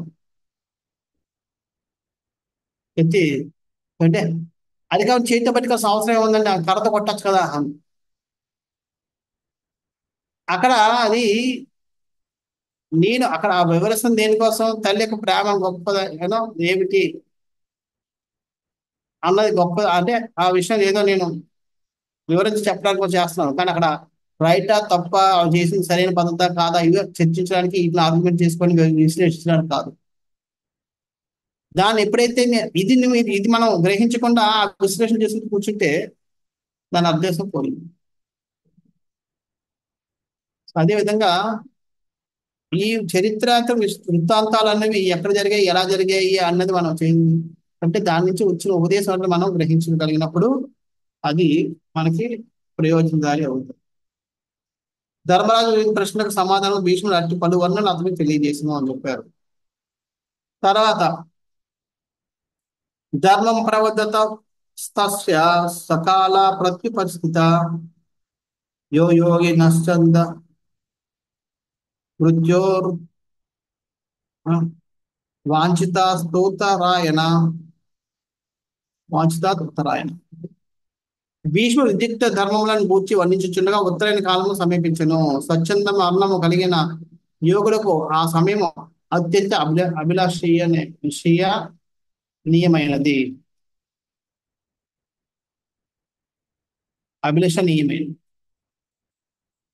అంచేది ఎవరైతే స్వచ్ఛందంగా చనిపోతారో యోగులందరూ కూడా వాళ్ళు తాను కావాల్సిన టైంలో మరణిస్తారు. వాళ్ళందరికీ లాస్ట్ శ్వాస వదిలినప్పుడు వాళ్ళు ఏం చేస్తారంటే ఆ శ్వాసను ఆపుకుని బంధించి వాళ్ళు ఆ విధంగా ఉత్తరాయణం వచ్చే వరకు దాని ఒక ఆయుష్ను పెంచుకుని ఉత్తరాయణం శరీరం నుంచి పెడుతుంటారు. అది యోగాభ్యాసం ద్వారా పరిపూర్ణత. అదే విధంగా భీష్ముడు ఇవన్నీ వివరిస్తున్నప్పుడు ఇందాక మనం చెప్పాను ఎందుకు కృష్ణుడు యుధిష్ఠిర మహారాజుని ఈ ప్రశ్నను అడిగేటట్టు చేశాడు. ఉత్తరాయణ కోసం భీష్ముడు ఎదురు చూస్తున్నారు కాబట్టి వచ్చే వరకు లోపు ఇవి అడగమని. సో ఎవడైతే ఇవన్నీ వివరణ చేస్తున్నాడో ఆ టైంకి ఉత్తరాయణం వచ్చేసిందట. భాషణ ప్రభుపాద పూర్ణ యోగులు తగిన సమయంలో తమ ఇచ్చానుసారం భౌతిక దేహం త్యజించి కోరిన లోకం చేరగలరు. ఇందాక చెప్పాను కదా, వాళ్ళకి ఎవరైతే యోగాన్ని పరిపూర్ణ సాధించారో వాళ్ళకి ఆయుష్ యొక్క చివరి క్షణాలు వాళ్ళకి అర్థమవుతాయి. ఓకే, నాకు ఇంకా ఇన్ని శ్వాసలే ఉన్నాయి అన్న విషయం అర్థమవుతుంది. కాబట్టి ఆ శ్వాసలను వాళ్ళు ప్రాణాయామం ద్వారా నియంత్రించుకొని ఉత్తరాయణం వచ్చే వరకు వాళ్ళు శ్వాసను నిలబెట్టుకొని ఉత్తరాయణం వచ్చాక ఆ లాస్ట్ శ్వాస తీసి శరీరం చూపిస్తారు. అదే జరిగింది. కోరిన రీతిగా దేహమును తెగింపబడ అట్టి అత్యున్నత మనోస్థితిని పొందుటయే యోగం యొక్క పరిపూర్ణత కాగలదు. మనం ఆల్రెడీ చర్చించాం. తమ దేహమును త్యజించుటకు అనువైన సమయమునకే అతడు వేచిండెను. తన మనుమలైన పాండవులను ఉపదేశం కావించే సమయం అట్టి సువర్ణ అవకాశం అర్థించెను. ఆ విధంగా అతడు దేవదేవుడే శ్రీకృష్ణుడు, పుణ్యాత్మైన పాండవులు, భగవద్వతారమైన వ్యాసదేవుని అధ్యక్షుని గల పలువురు మహర్షుల సమక్షంలో దేహ త్యాగం చేయుటకు సిద్ధపడెను. సో ఈ విధంగా ఆయన అన్ని పరిస్థితులు అనుకూలంగా ఉండేటట్టుగా ఆయన చేసుకున్నాడు. భీష్మదేవుడు చేసుకుని ఏ విధంగా త్యాగం చేశాడు 30 నెక్స్ట్ 2 శ్లోకాల్లో వివరించబడ్డది. అది మనం వచ్చే వారం చూద్దాం. హరే కృష్ణ. ఎవరికైనా ఏమైనా ప్రశ్నలు ఉన్నాయా ఈరోజు చర్చించిన?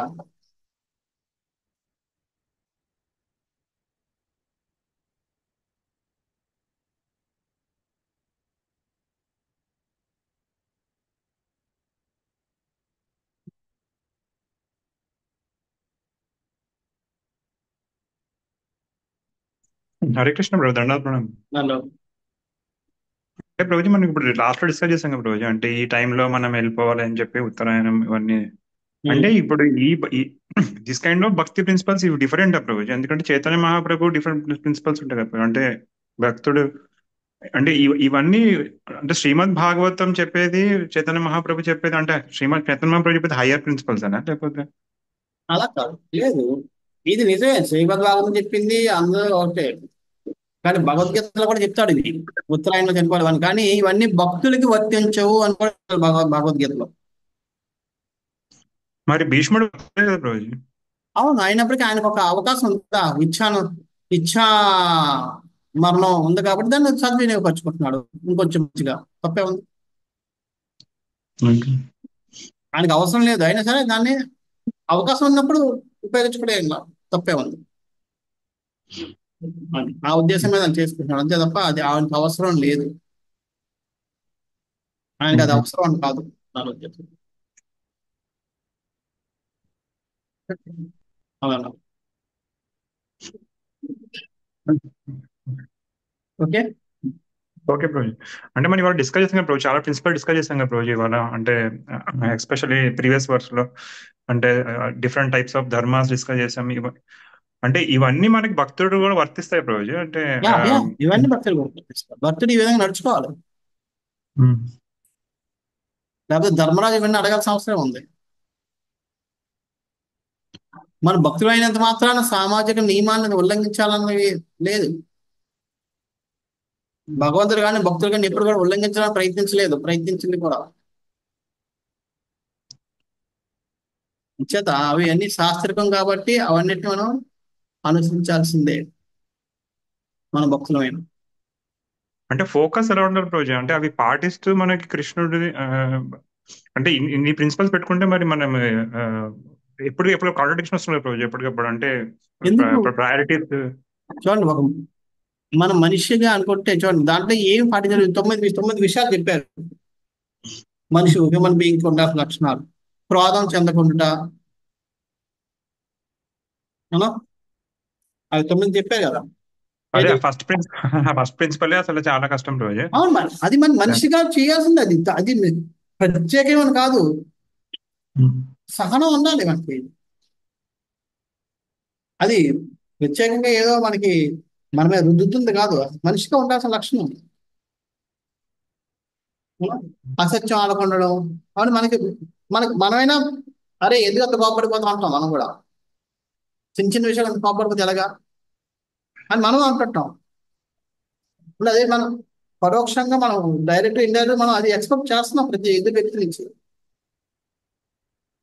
మనిషి యొక్క లక్షణం అది. అదేదో మన మీద ఇంపోజ్ చేయడం లేదు, మనిషి ఉండాల్సిన లక్షణం అది. అలాగే అబద్ధాలు ఆడకుండా ఉండడం అన్నది కూడా ఎక్స్పెక్టెడ్. సమానంగా ఉండడం, క్షమాగుణం కలిగి ఉండడం, భార్యతోటి ఉండడం, మనో నిర్మలత, ఇవి మనిషికి ఉండాల్సిన లక్షణాలు. మనం ఏంటంటే ఇప్పుడు అవన్నీ కోల్పోయి ఎలాగంటే కలర్ బ్లైండ్నెస్ లో ఉండి నిజమైన దృష్టి ఏంటంటే మర్చిపోయి మనం ఇప్పుడు అలా చూడాలంటే ఎలా చూస్తామండి అన్నట్టుగా అయిపోయింది.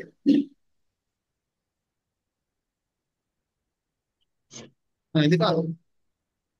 అంటే ఇప్పుడు ఎగ్జాంపుల్ ఎట్లా అంటే ఇప్పుడు మనకి మన భక్తిని ఎవరైనా స్టాప్ చేసినప్పుడు మనకు కోపం వస్తుంది, అదొకటి. లేకపోతే కొన్నిసార్లు భక్తిని కాపాడిన అబద్ధాలు చెప్పాల్సి వస్తుంటది. సో ఇవన్నీ అంటే కాన్ఫ్లిక్ట్ వస్తుంటది ప్రభు ఇప్పుడు. అలా కాదు. మనకు చూడండి, ఇన్ జనరల్ మనం అబద్ధం ఆడకుండా ఉండడానికి మనం ప్రయత్నించాలి. కానీ సమ్ టైమ్స్ హైయర్ ప్రిన్సిపల్స్ కోసం మనం అబద్ధం కూడా ఆడవచ్చు. ఒక మనిషిని చెప్పి అందుకనే ఆ అసత్యం ఆడటంలో కూడా శుక్రాచార్యుడు బలిమార చెప్తాడు, నువ్వు పలానా సమయంలో అబద్ధం ఆడొచ్చు, నువ్వు ఆత్మరక్షణ కోసం, ఒక వ్యక్తిని బతికించడం కోసం, ఇటువంటి సమయంలో అబద్ధాలు ఆడాలి. ఈవెన్ అబద్ధం ఆడడం తప్పు అయినప్పటికీ కూడా. సో అదేవిధంగా ఇవి జనరల్ ప్రిన్సిపల్స్. కొన్ని సందర్భాలను బట్టి మన ఇంద్రియ భోగం కానప్పుడు మనం అటువంటిని మనం ఉపయోగించడం తప్పు కాదు. మన ఇంద్రియ భోగానికి ఇవి వాడకూడదు. వాడకూడదు. ఓకే. ఇప్పుడు హనుమంతుడు కోపం ఉపయోగించాడు, లంకని దహనం చేశాడు. రాముడు శభాష్ అంటాడు. రామాయణ క్లియర్ గా ఉంది అది.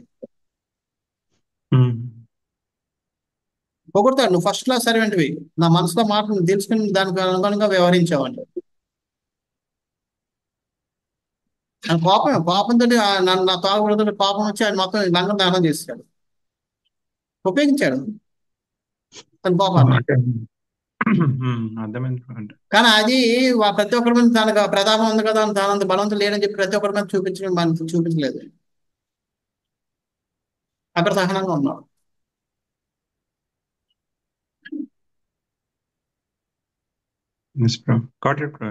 అది మన సెన్స్ గ్రాటిఫికేషన్ కోసం ఇవి. హరే కృష్ణ. హరి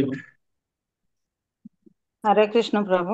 హరే ఇప్పుడు కృష్ణ. భీష్ముడికి ఇచ్ఛామరణం ఉన్నప్పుడు యుద్ధ రంగంలో మరి ఆ బాణాలన్నీ కురిపించడంలో ఏం లాభం ప్రభు? దేహాన్ని హింసించడం తప్పించి.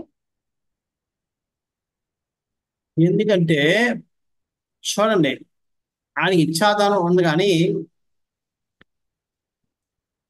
అక్కడ చాలా కారణాలు ఉన్నాయి ఆయన అలా చేసుకోవడానికి. ఒకటి ఏంటంటే, ఆయన అక్కడ అడ్డుగా నిలబడితే పాండవులు విజయం సాధించలేరు, ఒకటి కదా. రెండోది,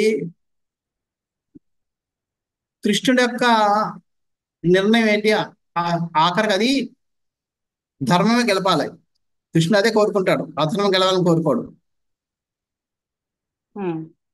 తాను అడ్డుగా ఉంటే ధర్మం గెలుస్తుంది, అధర్మం గెలుస్తుంది. ధర్మం గెలవలేదు అక్కడ. మంచి తను వైదొలగాలి.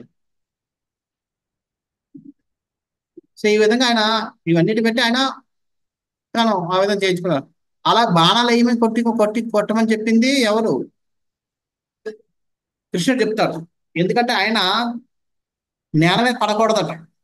ఆయన శరీరం పడితే నేల మీద పడితే నేల మొత్తం ముక్కలైపోతుంది, భూమి ముక్కలైపోతుందా?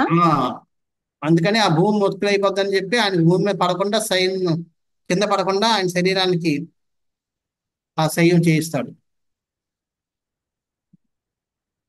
అది ఎక్కడో నాకు ఎందుకన్నది గుర్తులేదు, కానీ అది నేల మీద పడకూడదు ఆ శరీరం. అంటే అది వరమా శాపమా ప్రభు మరి ముక్కలు అవ్వడం అంటే? భారం, మరి ఎందుకన్నా భారం మీలాక ఇలా ఏదో తెలియదు. ఇప్పుడు మొత్తానికైతే భీష్మునికి ఇచ్ఛామరణం ఉంది కాబట్టి యుద్ధ రంగంలో అర్జునుడు ఆయనను వధించడానికి ఏ ప్రయత్నం చేసినా కూడా అది వేస్టే కదా. ఏది భీష్ముని తోటి యుద్ధం తలపడటం వేస్ట్. కానీ అక్కడ ఏంటంటే, అటువంటి వ్యక్తి కూడా ధర్మం ముందు నిలబడలేడు అన్నది కృష్ణుడు చూపించడం కోసం భీష్ముడు ఆ పక్షంలో పెట్టాడు. అటువంటి ఇచ్ఛా మృత్యు ఉన్న వ్యక్తి అయినా సరే అధర్మం తరపున పోరాడితే వాడు ఓడిపోతాడు, వాడు ధర్మం ముందు నిలబడలేడు అన్నది నిరూపించడం కోసం కృష్ణుడు భీష్మదేవుడు ఆ అధర్మ పక్షంలో యుద్ధం చేయాలని కోరుకున్నాడు. కాబట్టి ఆ కోరిక అనుసారం భీష్ముడు యుద్ధం చేశాడు. అలాగే కృష్ణుడి కోరిక అనుసారం ధర్మం కల్పించాలి కాబట్టి ఆయన తప్పుకున్నాడు. అన్నీ ఆయన ప్రకారం జరుగుతున్నాయి. అది. సో భక్తులకి భగవంతుడికి ఉన్నది ఇదన్నమాట అవగాహన.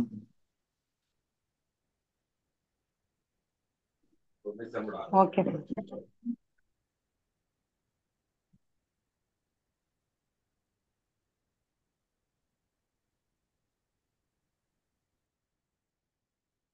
ఓకే. ఎవరికైనా ప్రశ్నలు ఉన్నాయా?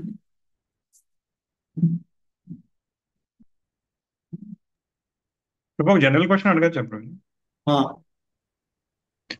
అంటే ప్రభు మనం చదవనంత వరకు మనకి యాక్చువల్గా ఏం డౌట్స్ క్వశ్చన్స్ ఏం రావు ప్రభు. జనరల్ మనం చదువుతున్నప్పుడు ఇంకా యాక్చువల్ క్వశ్చన్స్ ఎక్కువ అయిపోతాయి మైండ్ లో యాక్చువల్గా. కొన్నిసార్లు వాటికి ఆన్సర్స్ దొరికితే కొన్నిసార్లు వాటికి ఆన్సర్స్ దొరకవు. అంటే ఎలా మనం తీసుకోవాలో నాకు అర్థం కాలేదు రోజు. ఇది ఇప్పుడు మరి ఈ భాగం చదవనంత వరకు మనకి ఏం క్వశ్చన్స్ అంత ఏం రాలేదు. ఇప్పుడు చదువుతున్న కొద్దీ ఇంకా ఎక్కువ ఎక్కువ క్వశ్చన్స్, ఇది ఎందుకు అలా అయింది, అది ఎందుకు ఇలా అని చెప్పి మైండ్ ఇట్లా లాజికల్ గా ఎక్కువ ఆలోచించి సో ఎట్లా డీల్ చేయాలి రోజు? Very good, nice. ఎప్పుడైతే మనం ఆ విధంగా ఆలోచిస్తున్నాం అంటే అర్థం ఏంటంటే మనం అయితే ఆ విధంగా నడుచుకోవడం లేదు. ఆ విధంగా నడుచుకుంటుంటే అక్కడ వర్ణించినట్టు మనకు జరగడం లేదు. రెండింటిలో ఏదో ఒకటి అవుతుంది. అప్పుడే డౌట్స్ వస్తాయి. అవును ఇలా రాసిందా, మరి ఇప్పుడు ఇందాక మీరు అడిగేది కదా, ఇలాగ ఎలా జీవించగలమండి అని.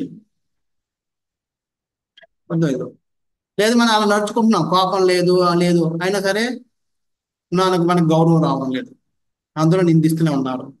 అలా ఎందుకు జరుగుతుంది? ఒక మనిషి కానీ బతుకుతున్నప్పుడు నాకు గౌరవం పెరగాలి, సంథింగ్ ఇలాంటివి మనకి మనం లౌకిక దృష్టిలో కంపేర్ చేసుకుంటూ చూస్తున్నప్పుడు మనకి డౌట్స్ వస్తుంటాయి. ఇది అయితే మనకు అర్థం చేసుకోవాల్సింది ఏంటంటే మనకు జ్ఞానం ఉంది కాబట్టి జ్ఞానం ఉన్నప్పుడు జ్ఞానవంతంగా మనం నడుచుకోవాలి. అజ్ఞానుడు ఆ తప్పు ఒప్పుల మీద ఆలోచించదు కాబట్టి వారికి ఆలోచన ఉండదు. ఇప్పుడు కుక్క ఉందనుకోండి, ఏదైనా ఒక ఆహార పదార్థం అక్కడ ఉందంటే అది తినచ్చా తినకూడదా అవే ఉండదు. ఎవరిది పాపం ఎవరైనా పెట్టుకున్నాడేమో ఏమి ఉండదు, వెళ్ళి మూతి పెట్టి తినేసి వెళ్ళిపోతుంది. ఎందుకంటే దానికి ఆ జ్ఞానం లేదు. మనం అటువంటి జ్ఞానం ఇప్పుడు పొందుతున్నాం కాబట్టి ఆకలి వేస్తుంది నేను కానీ తెల్లాపోతున్నాను, అది ఎవరిదో తెలియదు, కానీ ఆకలి మాత్రం విపరీతంగా ఉంది. అక్కడ ప్రసాదం అయిపోయింది, లాస్ట్ ప్లేట్ ఒకటే అక్కడ బయట ఉంది, తినేనా వద్దా తర్జన భర్తన అవుతుంటది. కానీ ఎవడైతే దీనికి ఈ తర్జన భర్తని ఒడిదుడికి నిలబడి ధర్మాన్ని పాటిస్తాడో వాడు విజయం సాధించాడు. ఎవడైతే ఆకలికి ఆకలి వేస్తుంది మరి ఏం చేస్తానని చెప్పి తినేశాడో వాడు ధర్మాల్లో ఓడిపోయాడు. లౌకికంగా గెలిచి ఉండొచ్చు, ఆకలి తన శరీర ఆకలి నింపుకోవడం తప్పేముంది అని అన్న భావనలో ఉండొచ్చు, కానీ ఆయన ధర్మంగా ఓడిపోయాడు. సో అంచేత మనకి ఏంటంటే ఎప్పుడైతే మనం ఇటు చదువుతామో మనలో మన జీవితంలో ఇటువంటి ఒడిదుడుకు జరిగినా సరే మనం ధర్మం పక్షం నిలబడాలి అన్నది మనం అర్థం చేసుకోవాలి. అందుకే 3 రకాల శాస్త్రాలు ఉంటాయి మనం చేసుకుంటే. ఒకటేమో అర్థశాస్త్రం, రెండోది నీతి శాస్త్రం, మూడోది ధర్మశాస్త్రం.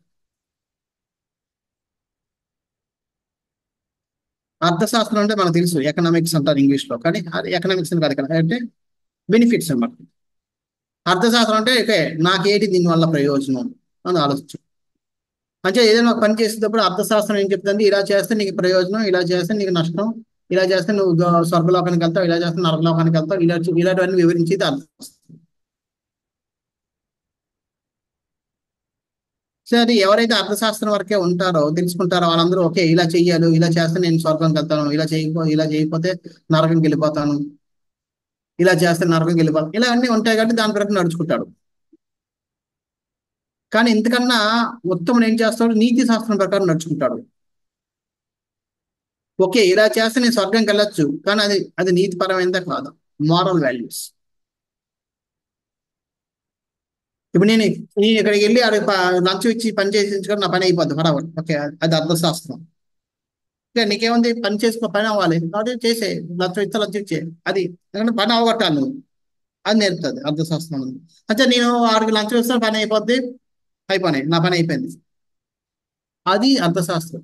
నీతి శాస్త్రం అంటే అరే నీ పని అయిపోద్ది కానీ చేసేది తప్పు అది.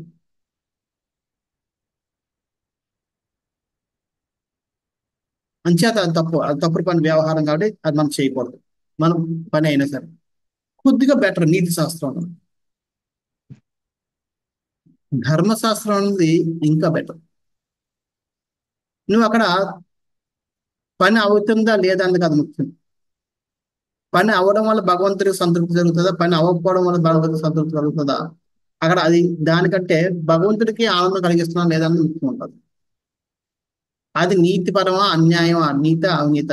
అందుకనే మహాభారతంలో కొన్నిసార్లు భగవంతుడు మనకి ఇది నేర్పడం కోసమే ఏం చేస్తాడు, కొన్నిసార్లు అబద్ధాలు ఆడిస్తాడు, కొన్నిసార్లు ఇలా చేశాడు, యుద్ధ చేయించాడు. మనకు చాలాసార్లు డౌట్ వస్తుంది కృష్ణుడు ఎందుకు ఇలా చేయించాడని. కృష్ణుడు జయించాడు, పాండవులు ఎందుకు, అర్జునుడు ఎందుకు ఇలా చేస్తున్నాడు, ఎందుకు భగవంతుడు అర్జునుడికి ఏంటి కృష్ణుని చెప్పి చేయడం అంతే. అంచేత ధర్మశాస్త్రం అనేది అది. ధర్మం అంటే ఆ ధర్మశాస్త్రంలో ఇవన్నీ ఈ స్పిరిచువల్ పిక్చర్స్ ఇవన్నీ వస్తాయి. అంటే దీని ప్రకారం మనం నడుచుకోవాలి. అంటే టాప్ మోస్ట్ అది. ఆ టాప్ మోస్ట్ ఎప్పుడైతే మనం ధర్మశాస్త్రం పెట్టుకున్నాం అప్పుడు మనం నీతి శాస్త్రాన్ని అర్థశాస్త్రాన్ని పాటించినా పాటించకపోయినా తప్పులేదు.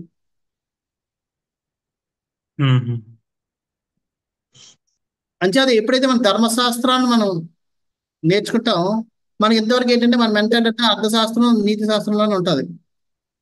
ఇది మనకి బెనిఫిట్ కాదు కదా, దీనివల్ల మనకు కష్టం వస్తుంది కదా, దీనివల్ల నష్టపోతాం కదా, ఇలాగే చూస్తుంటాం. కానీ అక్కడ ఒక స్క్రిప్చర్ వేరేగా చెప్తుంది. అంటే మనకు డౌట్స్ వస్తుంటాయి మనం ఎప్పుడైతే ఇలా జ్ఞానం నేను సంపాదిస్తుంటాం. కానీ ఆ జ్ఞానం మనం ఎప్పుడైతే ఓకే నాకు బెనిఫిట్ అవ్వచ్చు అవ్వకపోవచ్చు, మోరల్ అవ్వచ్చు అవ్వకపోవచ్చు, కానీ నేను దీని ప్రకారం నడుచుకోవాలి, ఇది నా స్టాండర్డ్, హైయెస్ట్ స్టాండర్డ్ ధర్మశాస్త్రం. అర్థశాస్త్రం అంటే నీతి శాస్త్రం పెట్టుకుని, నీతి శాస్త్రం అంటే ధర్మశాస్త్రం పెట్టుకుని. అంటే మనం దాన్ని నడుచుకోవాలి అన్న ఎప్పుడైతే మనం సంకల్పం చేస్తామో మిగతా సాల్వ్ అయిపోతుంది. ఎవరి జ్ఞానం ఉండదో వాడు ఏం చేస్తారు, కన్ఫ్యూజ్ అయిపోయి వాడు ఎందుకు వచ్చింది ఇక్కడ దీనికి వెళ్ళిపోతాడు. అంచేత మన కన్ఫ్యూజన్ పెరుగుతూ ఉంటుంది. కానీ మనం ధర్మశాస్త్రం సారం నడుచుకోవడానికి ప్రయత్నం చేయాలి. అది మనకి మంచి అనిపించవచ్చు, అనిపించకపోవచ్చు, చెడు అనిపించవచ్చు, లేకపోతే ఆ పేరు పాడైపోద్దాం అనేది అలా అనిపించవచ్చు, సంబంధం లేదు. భగవంతుడు కొన్నిసార్లు అది పెడతాడు, నేను నిలబడ్డా అది పరీక్ష. కానీ మన ప్రయత్నం అయితే చేయాలి, దాని ప్రకారం నడుచుకోవాలి. థ్యాంక్ యూ బ్రో, చాలా అసలు ఒక ఎన్లైటింగ్ ఉంది బ్రో. అంటే ఇట్లా 3 డిఫరెంట్ లెవెల్స్ ఉంటాయి. ఓకే ఓకే, నాకు అసలు చాలా థ్యాంక్స్ బ్రో. హరే కృష్ణ. హరే కృష్ణ. గ్రంథరాజ్ శ్రీమద్ భాగవతం की जय, श्री प्रभुपाद की जय. वाञ्छा कल्पतरुभ्यश्च कृपा सिन्धुभ्य एव च पतितानां पावनेभ्यो वैष्णवेभ्यो नमः.